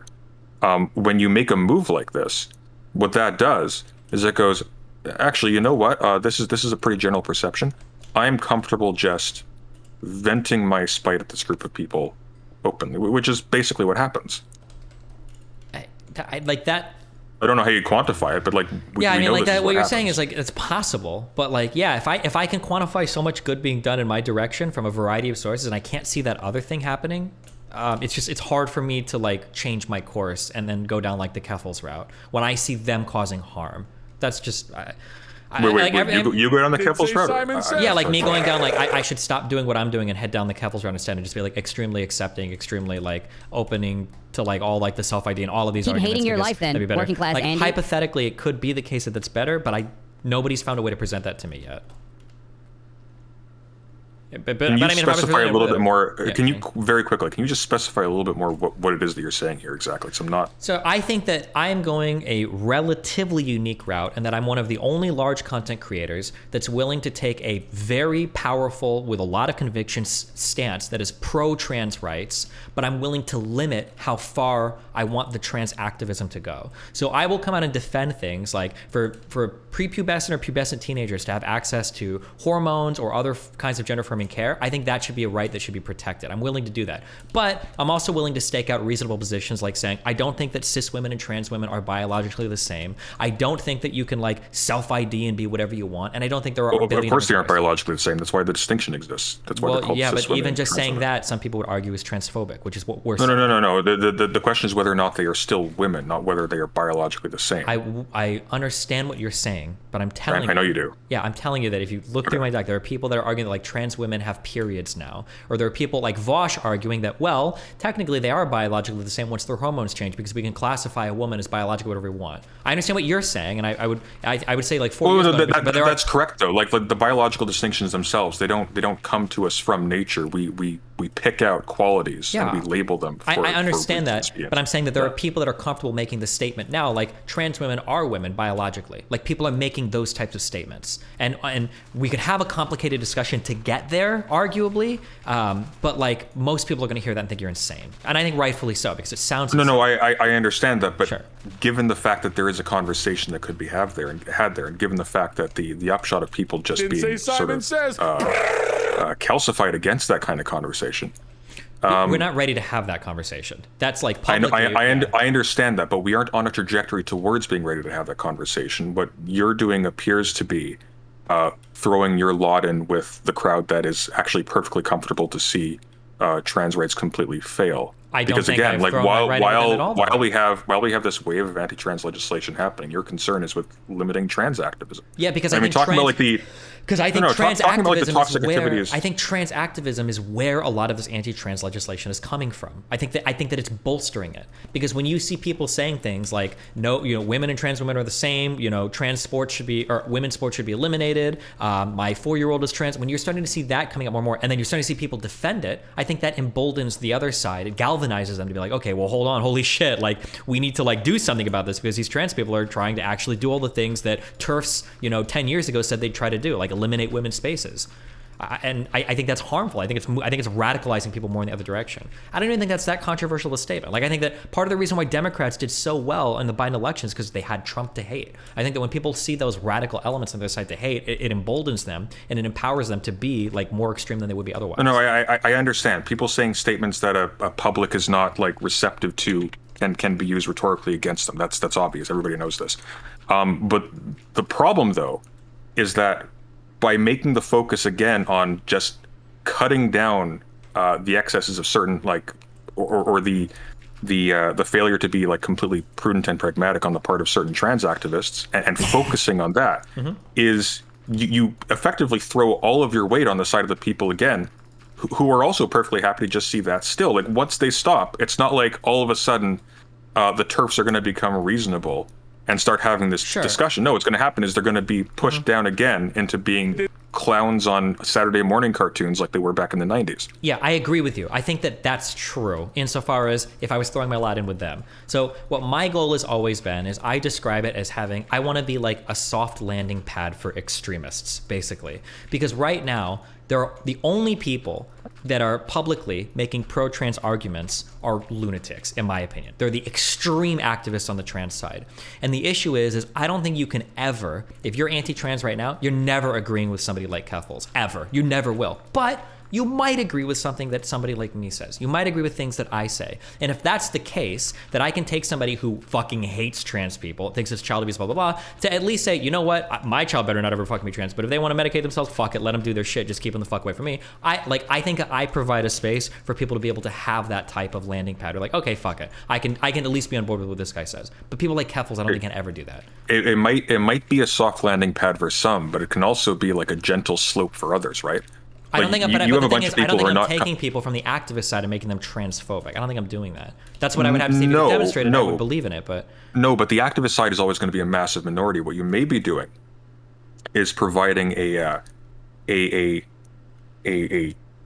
gentle ushering of people who were just sort of like grossed out and weirded out by the strange characters on every side of politics. So that they find the transphobic side to be the more sympathetic, and they just mentally stonewall the other side from being receptive to those arguments to begin with. Like, that's possible. Yeah, I can't say it's not possible. It is possible. I've never seen that type of No, I understand that, but then like when these things are possible, when the scales are, when the things you're risking are like, oh, my message is a little bit less bombastic and gets less engagement, versus I potentially assist in the persecution of an entire group of innocent people. You know, like you rate them differently. Like, obviously both are possible, and it's possible because we don't have like hard data. I don't know how on earth we would get it on either of these things, but you treat one with a greater degree of prejudice than the other one because the stakes are just higher. Like, it ultimately just doesn't matter. I agree with you 100%. The stakes would be higher if I was the only actor, but there are a fuck ton of actors that are, one, ultra transphobic, and there are a fuck ton of actors that are, two, ultra activist. So in that sense, if I throw my lot in with either of them, I don't really know how much impact I'm making at the end of the day on either side. Like, if I become like a transphobic person, I don't know how many more people I'm moving to transphobia. There's tons of people you can watch that are transphobic. But I know that I can occupy a really unique space where I have the opportunity to do a type of good that I don't think any of the activists are capable of doing, because they can't. No normal person that's not like ultra politically engaged or ultra pro-trans is ever listening to somebody like Keffels. So that's where I see the value of what I do. No, but you know what would actually be like a really strong stance, is if you took on the position that someone like Keffels was doing badly, and you said on principle, like, despite the fact that these particular individuals who engage with me are awful, and she is awful, like she accused you of something unbelievable. Like, I have no truck with that. But you do that, and then you make the strong case on her behalf. But I don't agree with a lot of things she says. That's the problem. I don't believe in self-ID. Which is fine. I don't think anybody has any. Okay, obviously wrong. Like, people do. I don't have an objection to you having difficulties with what some specific people are arguing with respect to these things. These are complex social issues that need to be hashed out. But at the moment, we aren't in a situation where people are just being like sort of their minds are just dissolving because of the complexity of the problem.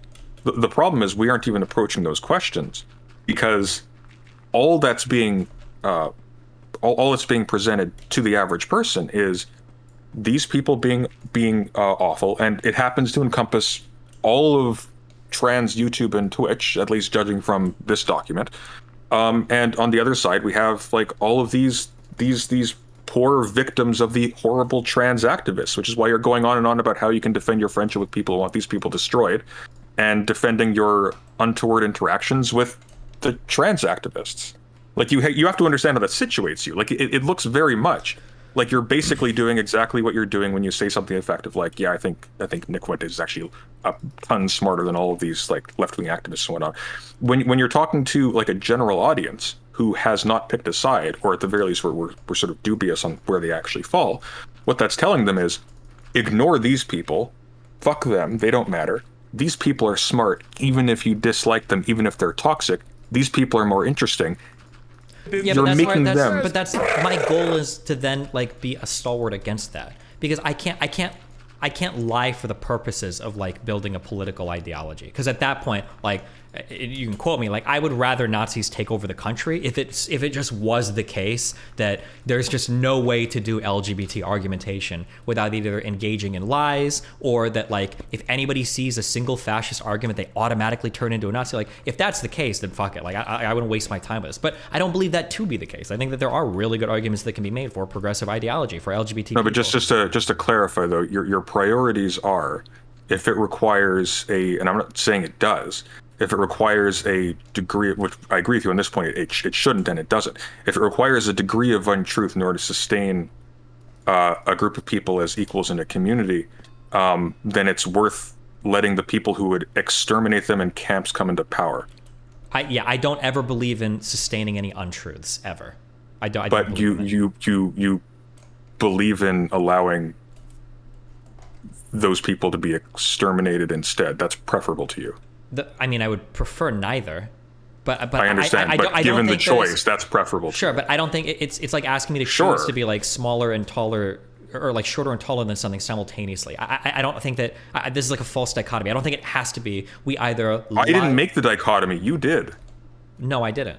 Yes, you did. You said you would rather have Nazis take power than for a degree of untruth to be required because to the defend statement trans that people. you led into that was you made it sound as though like you're willing to acknowledge things that other people aren't willing to acknowledge, and that might have like negative effects, even if those things are true. But I'd rather acknowledge the true things. No, and argue from that position. No, like when it comes to people not at all. when it comes to people like Nick Fuentes and Lawrence Southern, I think that what they do to push their political ideology is incredibly respectable. When it comes to people like Hassan and Vosh and Keffels, all they do is they're self-interested. These people will never make a sacrifice. But I think, hold on, you have to be able to acknowledge that before your side ever improves, because nobody on the left. You don't have to acknowledge it to their benefit to creating interest in them when the activity, the political thing that they're doing, is towards the destruction of entire groups of innocent people. You can stay silent. Like I acknowledge that they're smart. But they're sort of clever in a lizard sense. Not even in a lizard sense. Their political leanings or the way that they associate with people is relatively sophisticated, more so than people on the left who can only do charity drives and ratioing on Twitter. It's not. It is not. I'm sorry. I mean, if Nick is literally getting sitting representatives of Congress to his fucking meetings, or Lauren is flying around the world filming documentaries, that probably speaks very poorly for a lot of sitting members of Congress. That does not make what he's doing respectable. We can adjust the downward bar of all of humanity if you want, but it doesn't change the point that I'm making. The level of political engagement that those two actors have compared to Hassan and Vosh and Keffels is unbelievable. Right? Where the other three, Hassan, Vosh, Keffels, are only ever doing things that will ever directly benefit them. That's the only thing they'll ever do. Sure, but you aren't talking about trans activists then. You're talking about a tiny subset of trans YouTubers. Yeah, I'm talking about what it seems to be the case for a lot of left-leaning actors online versus right-leaning actors. That seems to be a trend. If I'm wrong, that'd be great. I'd like it to be the case. But it seems to be that almost every large left-leaning person, ironically enough, is like hyper-capitalist and consumerist in the way that they go about like making money and doing content. Okay, but it's never going to be the case if you poison the well against all of the serious ones by saying that no, the average one is dumber than Nick Fuentes and Richard. Sorry, overwhelmingly, these actors who want these other people dead, they're smarter and more interesting, and yeah, you should pay more attention to them. I wish I could find the other ones. Who am with nothing about like in addition to that, these people are really smart and dangerous, so we need to pay attention to them so we can beat them, which is the case. That's literally the goal. That's the entire political project that I do, of course. Like, I don't espouse views that Southern or Fuentes have. Obviously, I'm ideologically opposed to both of them. I argue with them both quite a bit. I'm not sitting here saying, like, wow, these guys are really respectful. Like, let's join them, guys. Like, that's not going to happen. But like, if there were larger examples on the left, when there are, I kind of try to point them out. Like, I think AOC's done a decent job at like turning around and becoming like a better politician. I give her credit a lot. But when it just comes to online content creators, it doesn't feel. I don't know who are the people on the left that I'm supposed to like point people towards. I can look up to. I can think of a few smaller creators, but nobody large.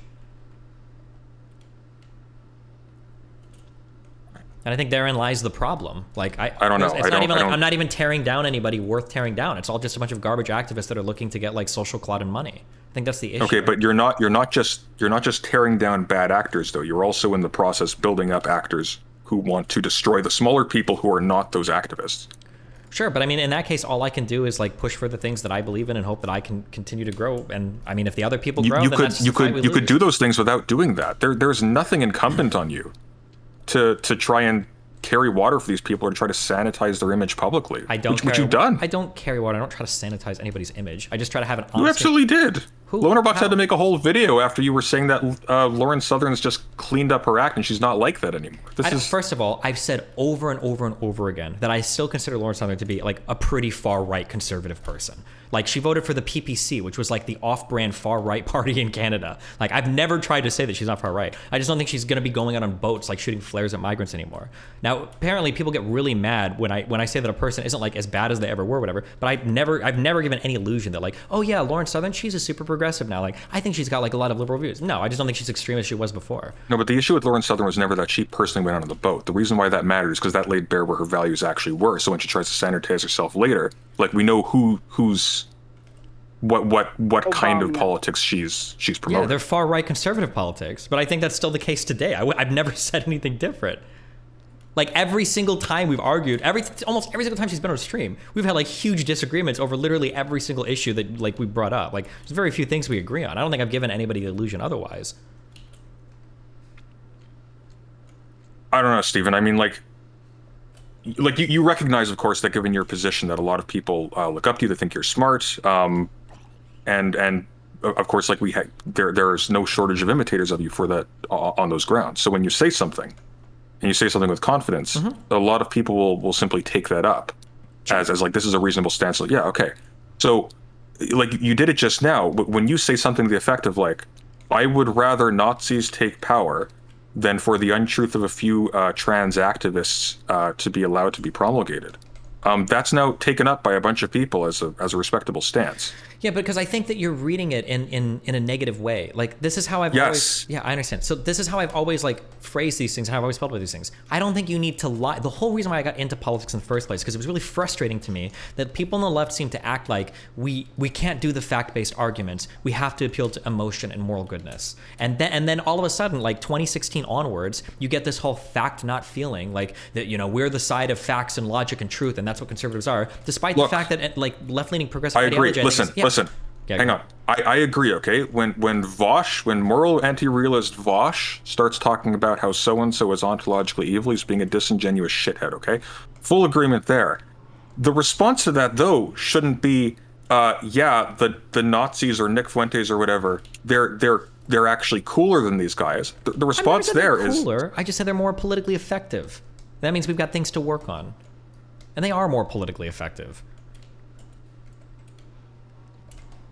And they are smarter with how they approach political activism. Like, Vosh is talking about creating a PAC or doing whatever for like fucking years. I understand that, but this is a media platform. Smarter generates interest. You are doing them a favor by saying so. You're not rallying people to yeah, I understand what you're saying, that I shouldn't like comment on it at all. I think one of the big draws to my platform from people on the left or the right is I think people perceive me as being pretty sincere. I don't think I can just hold my tongue on all of these issues and just not say anything and hope that nobody notices. Like, sincerity isn't just saying whatever comes to your mind in the moment. Sincerity is saying something that reflects your values. Now, if you say that you've done so, I mean, the last 5 minutes of conversation speaks volumes. But I don't believe in the Mr. Girl bullshit where it's like sincerity is just saying whatever happens to be floating in your head at the time. That can be downstream from like a stomach ache or something. Sincerity is when you say what you actually believe, when you've reasoned yourself to it, and you've submitted it to some kind of curation based upon what you actually care about, not just how you feel right this moment. To do that is not sincerity. That's just being spontaneous and reckless. But who cares about that?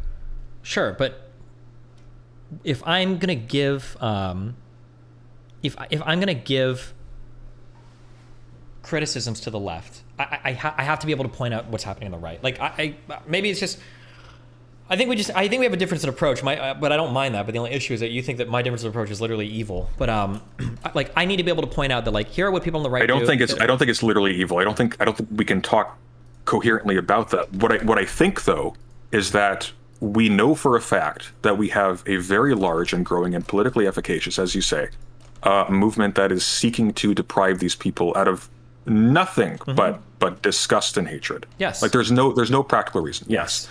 Okay. Well, I wouldn't say that, but close enough. For the purpose of this, is fine. Go ahead. I would say the overwhelming front-facing part of it. Okay. Is that fair? Just go from there. Sure. On the other side, we have people who are engaging in oftentimes not outwardly the wisest type of response to that. And a lot of time you also have like actual grifters too. Like that's the case for all sides. This is the business. What you could do is point to the unproductive and destructive and stupid shit that some of those actors are doing, and then supplying better argumentation without figuring the people who want them deprived and destroyed as the more reasonable party, thereby making them more appealing to a fence-sitting audience, or to people who are just like being sort of awakened to this. Does that make sense? Yeah, I don't think I'm ever gonna Obama. hold my tongue when it comes to like talking. No, but like look, man, like people say dumb shit all the time, and then they double back on it, and they go like, yeah, you know what, I'm gonna qualify for this, and sometimes you do. But I think in this particular case, like I would do so with an extreme degree of prejudice. The stakes are high. Yeah, but the stakes are high. But this practice of like progressivism is what's got us here. Like we've been down this road of like we need to keep building up our side. We need to like. Well, it wasn't support... conservatism that got us a trans acceptance and gay marriage and yada yada yada. Sure, I'm not true. Clearly, sure, of course. Like to some extent, we've made progress, but you can't justify every single future action on every single bit of past progress, right? Of course not. So, and it seems to be the case today that now we're starting to get a bit of a backlash. And when I try to look at like where that backlash is coming from, it seems like a lot of it is kind of emboldened by the extremist positions that a lot of these far left activist types are taking. So it seems like if that's there's another possibility. There's another possibility that you're not entertaining here. What's that? It may be the case that backlash would happen anyways by the bare fact of these opening up moves taking place. And it just so happens that the unsightly behaviors of a few specific individuals, well, those just happen to be really convenient rhetorical tools to use to that end, and they just happen to be what's most at hand. And that would happen anyways. That could be the case, but if that's the case, then we literally can't know anything about anything ever. Because then I could say that like any additional following that Southerner Fuentes get, that's just accident. Nothing I say. I think anyway, right? I'm very pessimistic about the extent to which we can know anything about this, but that's why we proceed with care. The question is, in what direction is Sure. that? So for me, like, is it towards like just sort of very slowly creeping along and figuring out by feel what kinds of activism we allow towards the opening up of equality and rights to other groups of people, or in the other direction where it's like, no, we're not gonna extend. Like basic human treatment to these groups of people because we haven't fully encompassed what this means yet. So all of those people who are living awful lives where they are rejected by their communities and not allowed basic treatment, or basic recognition in society, fuck them for our comfort around this. I understand what you're saying, but part of my big draw, part of the reason why people watch me is because I come off as a very genuine person. And part of that is being able to give credit to the other side or recognize when the other side is doing something effective. I think this is like part of like the entirety of what I do. If people perceived me as just being somebody that carried water for every activist on my side, I think that a lot of what I would do would lose its efficacy. I think that people would stop taking me as seriously as they do. So to some extent, I think I'm committed to like recognizing and this is part of my manifesto writing too, as much as I hate Vosh, which I do, like I'll give him credit when he makes good arguments, or I give him credit when he does things that I think are good. And I think I'm kind of committed to having to be willing to do this on all sides. And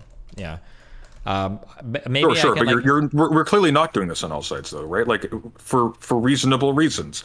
You don't have enough time to just give equal space to all sides and equal consideration to all sides. You don't have time in a conversation to say, yeah, this person's kind of reasonable here, but so is this person, so is this person, so is this person, and down the list we go. You have to be sort of economical about who you pick out. So it would behoove you then, I would think, to not pick out people where doing so, the force of that is to endorse people who are against you, at least when you're in a certain key, right? Sure. So if it was the case that instead of interacting with like Southern or Fuentes on stream, I was interacting instead with people like Vosh or Hassan or Keffels, that might be a preferable scenario, even if I'm giving them some pushback, yeah? Can you restate that? You cut out for a second on my end. If it was the case that instead of interacting with Southern or Fuentes, it'd be preferable if I was interacting even aggressively against people like Hassan or Vosh or Keffels, because then instead of like platforming the other people, I could be platforming activists that even if I disagree with them, at least like I'm giving some pushback to them, and you can see that I'm interacting with them more, and I'm not giving more like leeway or airtime to people that are kind of like anti-trans or whatever, right? That'd be like a preferable state of affairs. I mean, maybe it depends on what you're doing. Like, I'm not opposed to you interacting with people like Southern or Fuentes. Well, sure, but like let's just say like just in a broad, and I'm painting in very, very, very broad strokes. Sure. Instead of me coming on and saying like, you know, Lauren Southern has more grounded takes on trans people sometimes than Keffels, and then I've got Lauren Southern on to talk about that. Maybe it'd be better to say like, you know, I think Lauren Southern has more grounded takes on trans people than Keffels, and then I'm talking to Keffels about it, so that at least like we can work on clarifying her position, and I'm like platforming her more than just having Southern on to kind of like bash Keffels, like, which is bashing trans people, right? It would depend on how you deliver it, right? Sure, Like, of course. Sure, possibly. Yeah, possibly. So I don't think I would necessarily disagree with this, but then the problem I run into here is that no progressive person wants to talk to me, ever. Like, all of these people have axed me out, which is another complaint that I have, to where people will get really mad when I am like on more friendly terms with kind of these far right-leaning people, but not a single far left person is willing to talk to me anymore. Vosh won't for no reason. Hassan won't because he's clout hungry. Keffels and the other people won't because they're idiots. So like, in that point, like, do I just like sit in my hole and it's like, well, these guys that all won't talk to me, like, trust me guys, they're making like decent arguments. Let me try to make it better. Like, why would I do that at that point? Well, going back to the sincerity point, like one of the things you try to do to be sincere, and not just like fling whatever shit happens to be accumulating in your gut on a given day, is you pay attention to what the results of what you say will have. Which and so I I do, think, yeah. well, sometimes you do. I think Always you're I kind do, of because selective about that's that. well, no, I think because that was the big argument that we had at the front of this, was that when I look at the results of what I do, I see it being ubiquitously positive across every platform that I can observe. I don't see any negatives anywhere. Far be it from me to defend the judgment of Amazon moderation, but you aren't off Twitch for nothing, okay? We don't know why you're off Twitch, but we do know that there were ample reasons if they wanted to, if they felt to deign to give one. There are things that you have said, and I don't have a list before me, but we're all aware of them, where the effect is you've seemed to tacitly endorse the assault of some group of people or the prejudice against some group of people. Yeah, And you can have a complicated conversation about whether that's actually the upshot. And that's why people don't want to talk to you. Well, so here's the thing, okay? And people say this, but it's actually one step removed. People will say, I don't like Destiny because his messages are harmful and they're problematic. That's not actually true, and that's not what's actually happening. What's actually happening is people don't like Destiny because other people feel like the messages are problematic or harmful. If I wanted to argue that Tim Pool was problematic or harmful, what I can do is I can bring up any Tim Pool video, and if there's like a trans issue, I can see a whole bunch of people saying like, you know, she-men and trannies and all this stuff. I can find a million of those comments. I go, look, obviously he's problematic. But when it comes to my stuff, nobody has ever been able to demonstrate that a single time.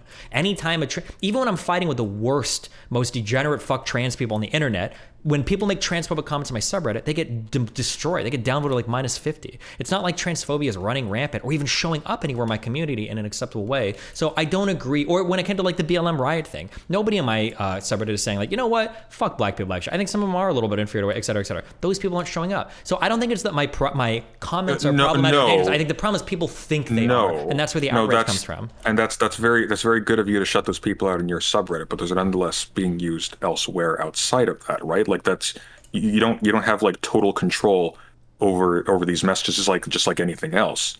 Once they are put out there. I don't think I'm going to cater my messages to like the most extremist anti-me people and then risk losing all the audience that I've built in the middle, center left, and center right just to cater to how somebody on the far right might misuse a message of mine. I don't think that's but doing so in a way that practically caters to those people on the far right who want those other people again like deprived and killed or otherwise removed from society. Just as a retort against those few Twitch activists you have beef with. That's my issue with you. Like, I don't dislike you as a person. Actually, it kind of sucks because I find you kind of personable. My issue with you isn't even generally with your messages, even when you say not even but when you say some of these things, like people say stupid things sometimes in the heat of the moment. My issue again is with this prolonged positioning, where you appear to be very, very strongly throwing your weight in a practical sense in with these actors who want these other people destroyed, and I can't see any reason for it. Because they're literally the only like political people that I have left to interact with on the internet, and I still. But there's a reason for that. There's a reason for that, though, and I don't think you're like a caged beast at this point. I think you have freedom and agency. The reason is because I won't toe the 100% cucked progressive line. That's the reason why. People can make up excuses that like, oh well, it's because he's offensive, or oh, it's. I don't believe that's the case. That's clearly not true. People in that sphere will talk to people who don't 100% toe the progressive line. No, I don't agree. Or who have I think they do. disagreements. I think they do toe it all. Look at like Vosh has made objectively more transphobic statements than I ever have. He's gone on some wild rants. But why don't people? Well, no. Case in point for me. How is he accepted now? He changed all of his positions on trans stuff. You can find videos where this would have been a good part of the manifesto. He used to be anti-xenogender. He used to be anti-neopronouns, and he used to be anti-self-ID. He proudly adheres to all three of those positions as vocally as possible today. He'll support xenogenders, he'll support self-ID, and he supports neopronouns, and then he throws his weight behind people like Keffels, who is the embodiment of the trans activists that he used to explicitly hate like 2 years ago. I had a critical position on neopronouns. My reception was not hostile on that point. I had discussions about it, and I came to a position on it that was different. In fact, actually, as you continue with the review, we go into that a little bit there.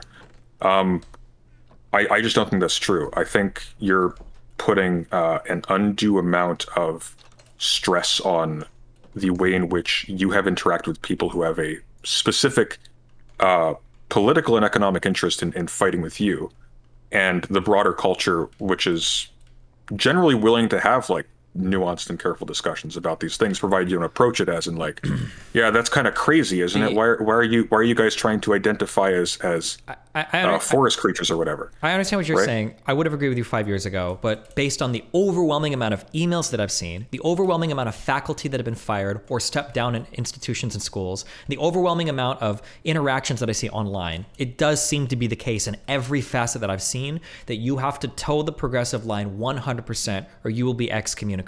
You'll be destroyed. I do not see any areas in society right now where you can take reasonably like anti stances against certain progressive thought right now and not get completely and totally destroyed.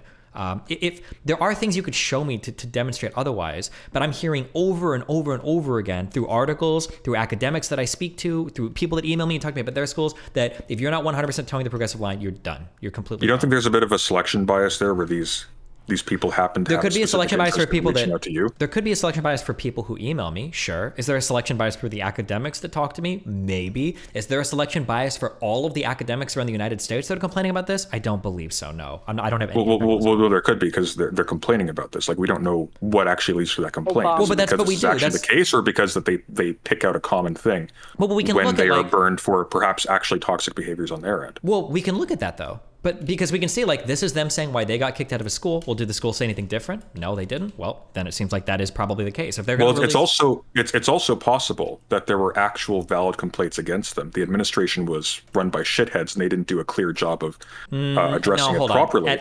So all we have is the administration's word and the result of some umbraged professor with an axe to grind. That's possible.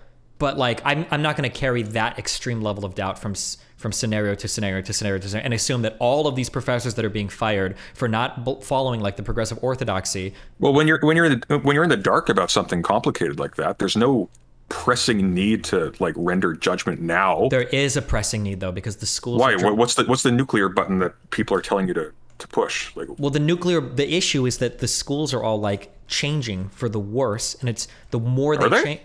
In terms of like, orthodoxy of belief at college campuses, it seems to be the case. That's not been my experience. Quite the opposite, actually. Have you ever been in a philosophy department? It's some of the most conservative places in academia or in the social sciences. History departments.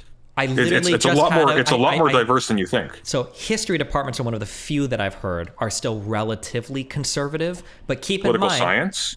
hold on. economics, Keep in mind, across the board. let's be careful. When we say conservative in these departments, we don't really mean conservative. We're talking like center-left Democrats. None of these people are truly like, oh yeah, I voted for Trump and I love guns and I'm anti-abortion. Well, we aren't talking Burkean conservatives, but Sure. what we mean are people who, in the face of some move to broadening like rights and equality and things like that, take a stance of slow down, cowboy. Well, right? But I mean, so that might be the case, but like I just talked to a PhD philosophy guy who works at a university who tells me the exact opposite. He says that he has a huge concern that like in his department. You're talking about the guy. You're talking about the guy Vosh debated. Yeah. Yeah, we're going to be going over that in a little bit. He's got problems.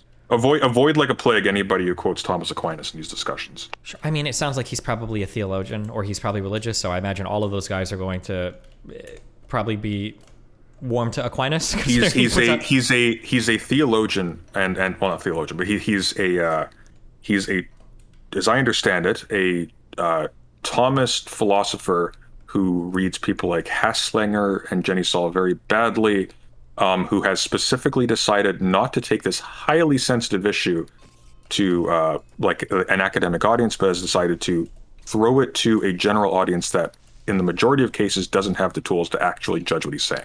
Well, that in itself says a lot. To be fair, he does bring it to an academic audience. He's published papers, right, which are open Sure. to review. So. That's why he has his credential. But right now, he is not doing so. Well, maybe he will in the future. Maybe he just wants to do online content. Regardless, I don't have the qualifications to shit on a guy with a PhD in philosophy. Okay, fine. I don't think we're absolved of Sure. responsibility. I'm not trying to say because that we want to do online content. Sure. I'm not trying to say that this guy is like the smartest in the world. I'm just saying that I have heard complaints. I've got another article up that I was going to read today about a guy who went over basically why he got kicked out of academia because he had an issue with some of the BLM phrasing. I look. I was a Sargonite back in 2016. Okay, like I understand there are a lot of professors and a lot of teachers and a lot of people who have genuine grievances that were recorded on YouTube for our enjoyment. Well, hold on, wait. It used to be the case that in the Sargon days, a lot of them I don't think were genuine. It was what you were saying. There were people being assholes. They got called out for it, and then they were like, "Oh, the SJWs are taking over." But now I think it is people that are being excised just for ideological disagreements with the broader progressive movement. Sometimes, and that goes in both directions, mind you. We just don't hear about it as often. Hold on, where people are getting kicked out of university for being too progressive? I don't think. You are likely being sort of gate kept out and squeezed out and things like that. Sure. I've never heard of that happening. Maybe it is, and I'm just. That's because you wouldn't, because we're talking about people who are sort of incumbent in the universities who have decision-making power over who gets let in. Okay, at some point, you have to be worried that you've constructed this this epistemic system that basically allows you to escape all possibilities of being wrong, right? Because you're telling me now that bad things might be happening. No, not at all. I'm fully conceding that what you're describing happens. Sure, I'm just saying it sounds like you're trying to say that bad things are happening that I'm not even seeing, and the things that I am seeing are happening might be happening for other reasons. So I just can't know anything about anything. Like I think at some point I've got to be able to say that No, it's that on the one hand, you have professors who are complaining about people having a disproportionate response in their view to them taking stances that involve the effective depersonning of large swaths of people, and one side that is actively being depersoned by law. So when I weigh these two, I'm in the dark about the full extent of each. I don't think people are treat one with more prejudice than the other one. No, these professors aren't getting kicked out because they're openly transphobic. They're getting kicked out because they don't believe some part of the progressive orthodoxy, because they're not willing. Well, you had there was a New York Times reporter that would take kids on school trips, and he ended up getting fired from the New York Times for essentially, he asked a couple of challenging questions to the children. I don't know if anybody remembers the name of this guy. It was a pretty big story. You remember the kind of questions? He writes in detail everything that happened. If somebody wants to link me the article, I can shoot it to you. What I'm fishing for is were the hard questions I don't know. They were racial in nature. They were challenging questions. It wasn't hard math questions. They were hard cultural questions. But the issue what I'm asking though is was the nature of the questions that kids could happen upon by consensus, by accident, given the nature of this. You're asking kids this question with certain other inputs, I imagine, to sort of prompt them. Could they happen upon some position I think my racial minority classmates don't have as much potential than me, or something like that. Is that a plausible outcome? Because you have to treat these things with extraordinary care. You're dealing with minds that are forming. I understand, but when we say extraordinary care, like it's getting to the point where that extraordinary care means that you have to engage in the progressive orthodoxy or else you're harming children. And I don't think that's a good place to be in, which is no, but I don't think I don't think treating these questions with care or doing them in an appropriate manner with like, sufficient safeguards, especially with children, is requires towing some orthodoxy. Like as a professor and a teacher, one of your fundamental duties is to make sure that whether by design or by accident, your students aren't being loaded with some prejudice in favor or against some political movement It outside. wasn't that. It sounded like the types of conversations he was having was, first of all, he's done multiple of these trips and he's always gotten really good reviews. He's gotten awards for his work, and he's always had like a decent time doing these. When he did it this time, there were some challenging conversations that he had where some of the students apparently complained to somebody, and then the New York Times decided to like basically fire this guy who was like a pretty accomplished journalist. Really this thing, but I don't remember exactly what they were. I linked you he does a huge write-up about it. Is the section what happened in Peru? It was about what had happened in Peru, but what happened in Peru? This is a long ass article, dude. It is. Yeah, fuck, I'm sorry. I wasn't prepared to have this conversation right now, but like... Me neither, it's okay. Sure. This was one conversation. I read a little bit about this guy. This is an article I was going to read today. So this is a guy that is talking about how he had trouble with a lot of the BLM phrasing on things, and he thought that a lot of the data wasn't accurately set up correctly. And okay, then, look. Yeah. Look, Wait, hold on real quick. Just because you asked me this, and I do have examples for this. I have a lot. So just a couple I'll go through. This guy sent an email and basically was challenging internally like some of the BLM narratives, and he ended up getting fired for it. And there was a huge backlash for it. There was another article that we read a few days ago that had to do with an anthropology department where there was a guy that works on... I think it's crime-related stuff in anthropology, and he was able to put together a model to make predictions about crime in certain areas, and part of the students in the anthropology department protested him and said that, oh, you're using algorithms to like be prejudiced against black people, and he essentially got cut out so hard from the university that another person that worked in that department, in that anthropology department, also quit because he thought it was so ridiculous. There are other examples of this too, cultural things that happen. Sure, but I mean, to be clear, just very quickly, to be clear, we could spend a lot of time unpacking this. So just the last example as a case in point. So what we actually have, to put it in reverse order, is we have two people upset that there was an untoward reaction to the publishing, and we have no details as of yet, and we can return to this later, maybe, I suppose, if you for whatever reason you want to, who published this in some way that was obnoxious to people who are protesting brutality against black people by the police. And what it seems like he published was some figure, either contextualized or not, about crime rates. No, hold on. I just want to cut you off real quick because I know where you're going. It might have been the case that a guy comes out and is like, I know black people are criminals, and here's my model. And then he comes out and he's like, I got fired just because I was against like the BLM narrative. I acknowledge that could be the case. And I think 5 or 6 years ago, that did happen sometimes. But for these guys, you can see, one, everything they're saying because they'll release the emails. And then two, you can see the student pushback. And the student pushback isn't saying things like, we believe we could have handled this a better way, blah, blah, blah, blah, blah. The student pushback is saying things like, algorithms are racist, or this guy is racist, or we need to eliminate anthropology because it's an institution of white supremacy. Fine. Yeah. Fine, but that doesn't mean the response by itself or the results of that response are necessarily like unjust. We'd have to go through the specifics. The point I'm making, though, is again, like you're firing off these massive documents at me. We don't have time to go through them. Yeah, I acknowledge that. Right in this moment. So let's leave that ambiguous. The point I'm making, though, is that there is another read on this where somebody has effectively put out like black on black crime statistics in different garb. Mm-hmm. And maybe like the study is completely great by itself, but you need to contextualize these things so that they don't have an additional political effect outside of their contribution to human knowledge.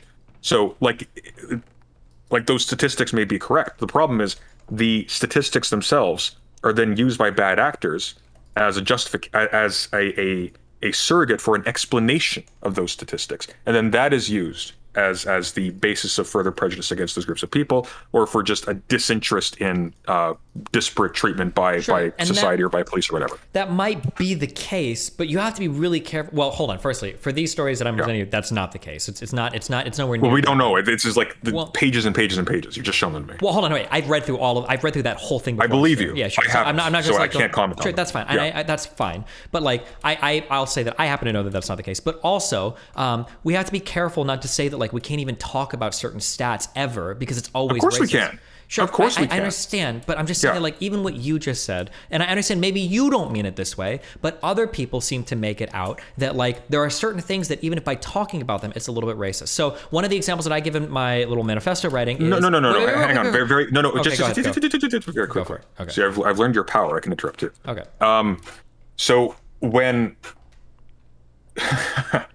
So when you give information, you can mislead by including additional commentary that embellishes it, or by giving or by not giving sufficient commentary so it doesn't offset a certain bent by the community to receive it in a particular way that is not amenable to truth.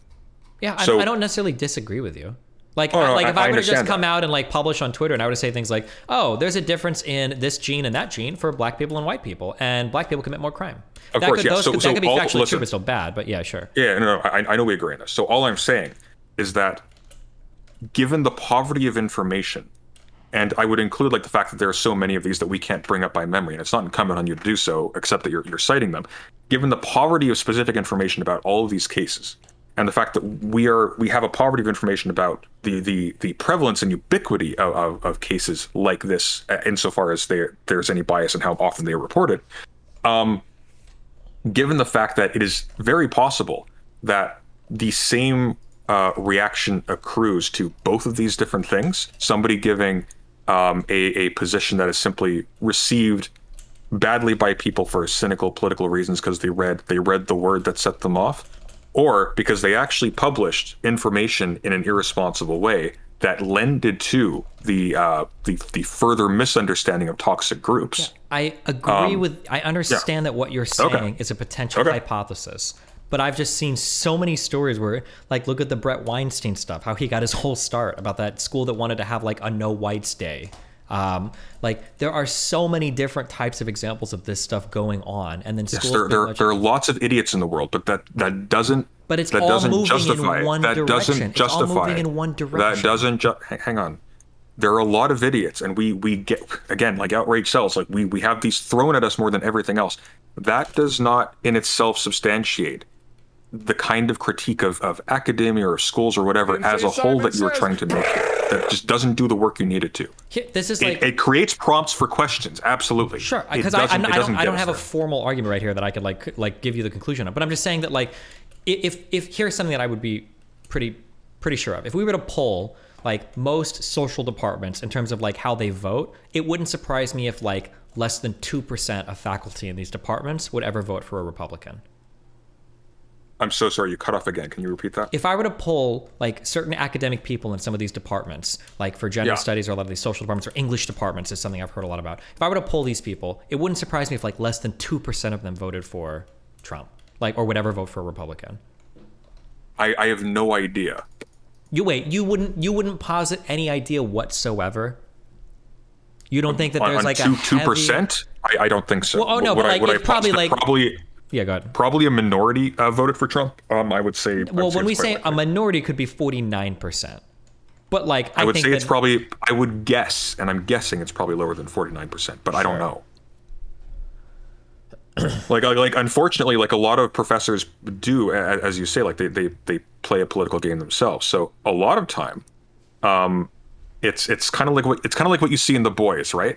Like there are people who will just they'll kind of strategically take certain stances that they don't really care about. I mean, Mike from PA is an example of this. And they'll it'll look like, oh, the university is so progressive, but actually what's going on is there's just total disinterest in the actual politics of this in a general sense. And these are treated sort of cynically and opportunistically, and then it's just business as usual. yeah, I mean, like, yeah. I'm curious then, what would convince you otherwise? Like, what would convince you that, like, oh, holy shit, maybe this is actually like a pretty big problem? That's a good question. Probably a level of data we don't have. Because I'm not saying it's not a big problem. I'm just saying we don't know. If you saw like 20 different institutions over the course of a year or two fire people for what is essentially like not carrying the progressive orthodoxy, and that seemed to be the reason. Like, with stuff like that, at least yeah. You have to be careful because there's a difference between saying somebody said a specific thing that was No, I'm saying perceived to be if this noxious by actually it. happened, not if like somebody lied about No, it. no, like, I understand that, but like when you say not carrying the progressive orthodoxy, that's a blanket statement that obscures the particularity of every single case. So somebody, for example, who says to their class, like, and the data shows that black people are inferior to white people in intelligence, and somebody who says there is a debate about whether or not it is appropriate for trans women to compete against cis women in the Olympics. These can both be construed as being against the progressive I'm saying orthodoxy, if you saw but like, one is very yeah. different than the other. If you saw like 15 to 20 people from institutions, from universities getting fired for that latter thing, though, would that give you pause where you're like, have you heard about the story of like David Shore? Really? If I had a general acquaintance with how that was being taught, and I had some data on like, okay, what are they actually saying? What is the tenor of the classroom? Are people allowed to discuss this honestly, or are people being bullied? I would say that there's probably something to address there. Absolutely. Because again, like we're talking about a situation where it's not just we have a bunch of nice, open-minded tabula rasa subjects going into a classroom, just having their minds filled by wise teachers or whatever, or evil, scheming, politically interested teachers. What we're talking about is a bunch of people who are coming from communities that are already heavily slanted in one direction or the other.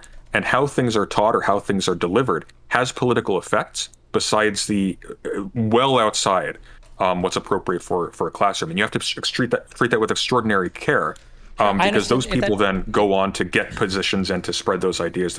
Yeah, if that happens, that would be a bad thing. But I guess happened. I just keep seeing. I don't see that. I don't see people like when people are getting fired. I don't see these like tenured professors and stuff that are getting fired. No. You don't think like back when trans people were being sort of ubiquitously pilloried and like anti-gay sentiment was at a height, and all of the social effects downstream from that as well. Or when black people weren't allowed to go to university, you don't think there wasn't like a ubiquity of toxic attitudes 60 or 70 or 80 years in the ago academy that were also like conservative in a literal sense, and that they wanted to conserve a certain state of affairs, not to expand how we understand things like rights or whatever. No, I don't think so. I think universities have always tended to be more left-leaning or progressive than the mainstream society. Sure, but that's a relative statement, right? Like at a certain point in time, you were left-leaning if you believed that the bourgeoisie should be afforded equal rights as what once were the nobility in France. We're not there anymore. So what is conservative has likewise adjusted. The state of affairs that you're conserving is farther along than that. True, but it's still conservative. Compared to now? What do you mean compared to now? That the professors were conservative 60 years ago in institutions compared to today? Oh, I mean, probably substantially so, but I would say that a lot of them are conservative today as well. But conservatism isn't a set of concrete positions. It's an attitude towards change. We don't talk about conservatives until we have a revolution. That's one way to use it, but that's not how it's ever used in like contemporary. That's how it's always used. We literally don't talk about conservatism until we have a revolution, because it's literally an attitude towards revolution that says, guys, slow down, don't break down a fence until you know what it's been put up for. I think the way that conservatism is talked about today is in contrast to the way liberalism is talked about, where Yeah, but the way liberalism and conservatism are talked about today, you may as well be, again, like it's flattened into nothing. Sure, I understand, people on the right call people liberals when they saying, mean F-slur. Sure, I understand. Like it doesn't matter. I understand, but I'm just saying, like, we can't say like this is what conservatism is, but like nobody uses the terms that way. Kind of like how in the United States nobody uses liberal the way that they use it internationally. We use liberal to mean Democrat, right?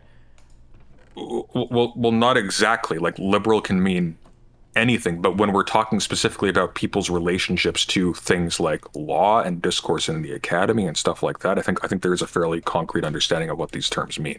Now, Sure, if you mean like, I mean in common parlance, when somebody says liberal, they mean Democrat in the United States. Yeah, but common parlance is a very like multifaceted thing. Like what's common parlance somewhere won't be common parlance somewhere else. Specifically, we're talking about conservatism with respect to academics and universities. Sure. When somebody says to me conservatism with respect to academics, I'm thinking of Republicans. That's what it sounds like to me. Conservatives versus liberals in academia. If you just mean people that are conserving the state of affairs, then again, I still don't think academically people were ever like that in schools compared to the broader society, because schools have always been to the left socially of whatever Well, no, they were ahead of them, but they were still like that with respect to other things. Like you can say somebody is conservative with respect to some issue, or more or less conservative with respect to some issue.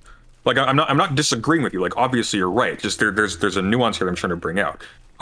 There are attitudes in the old guard of every university that will remain despite actual progress being made on some points. By actual progress, I mean like it might actually be fully justified, but there will still be like, like we don't upgrade ourselves consistently with where we've actually progressed at like the cutting edge as a society. Like there's always some lag that way.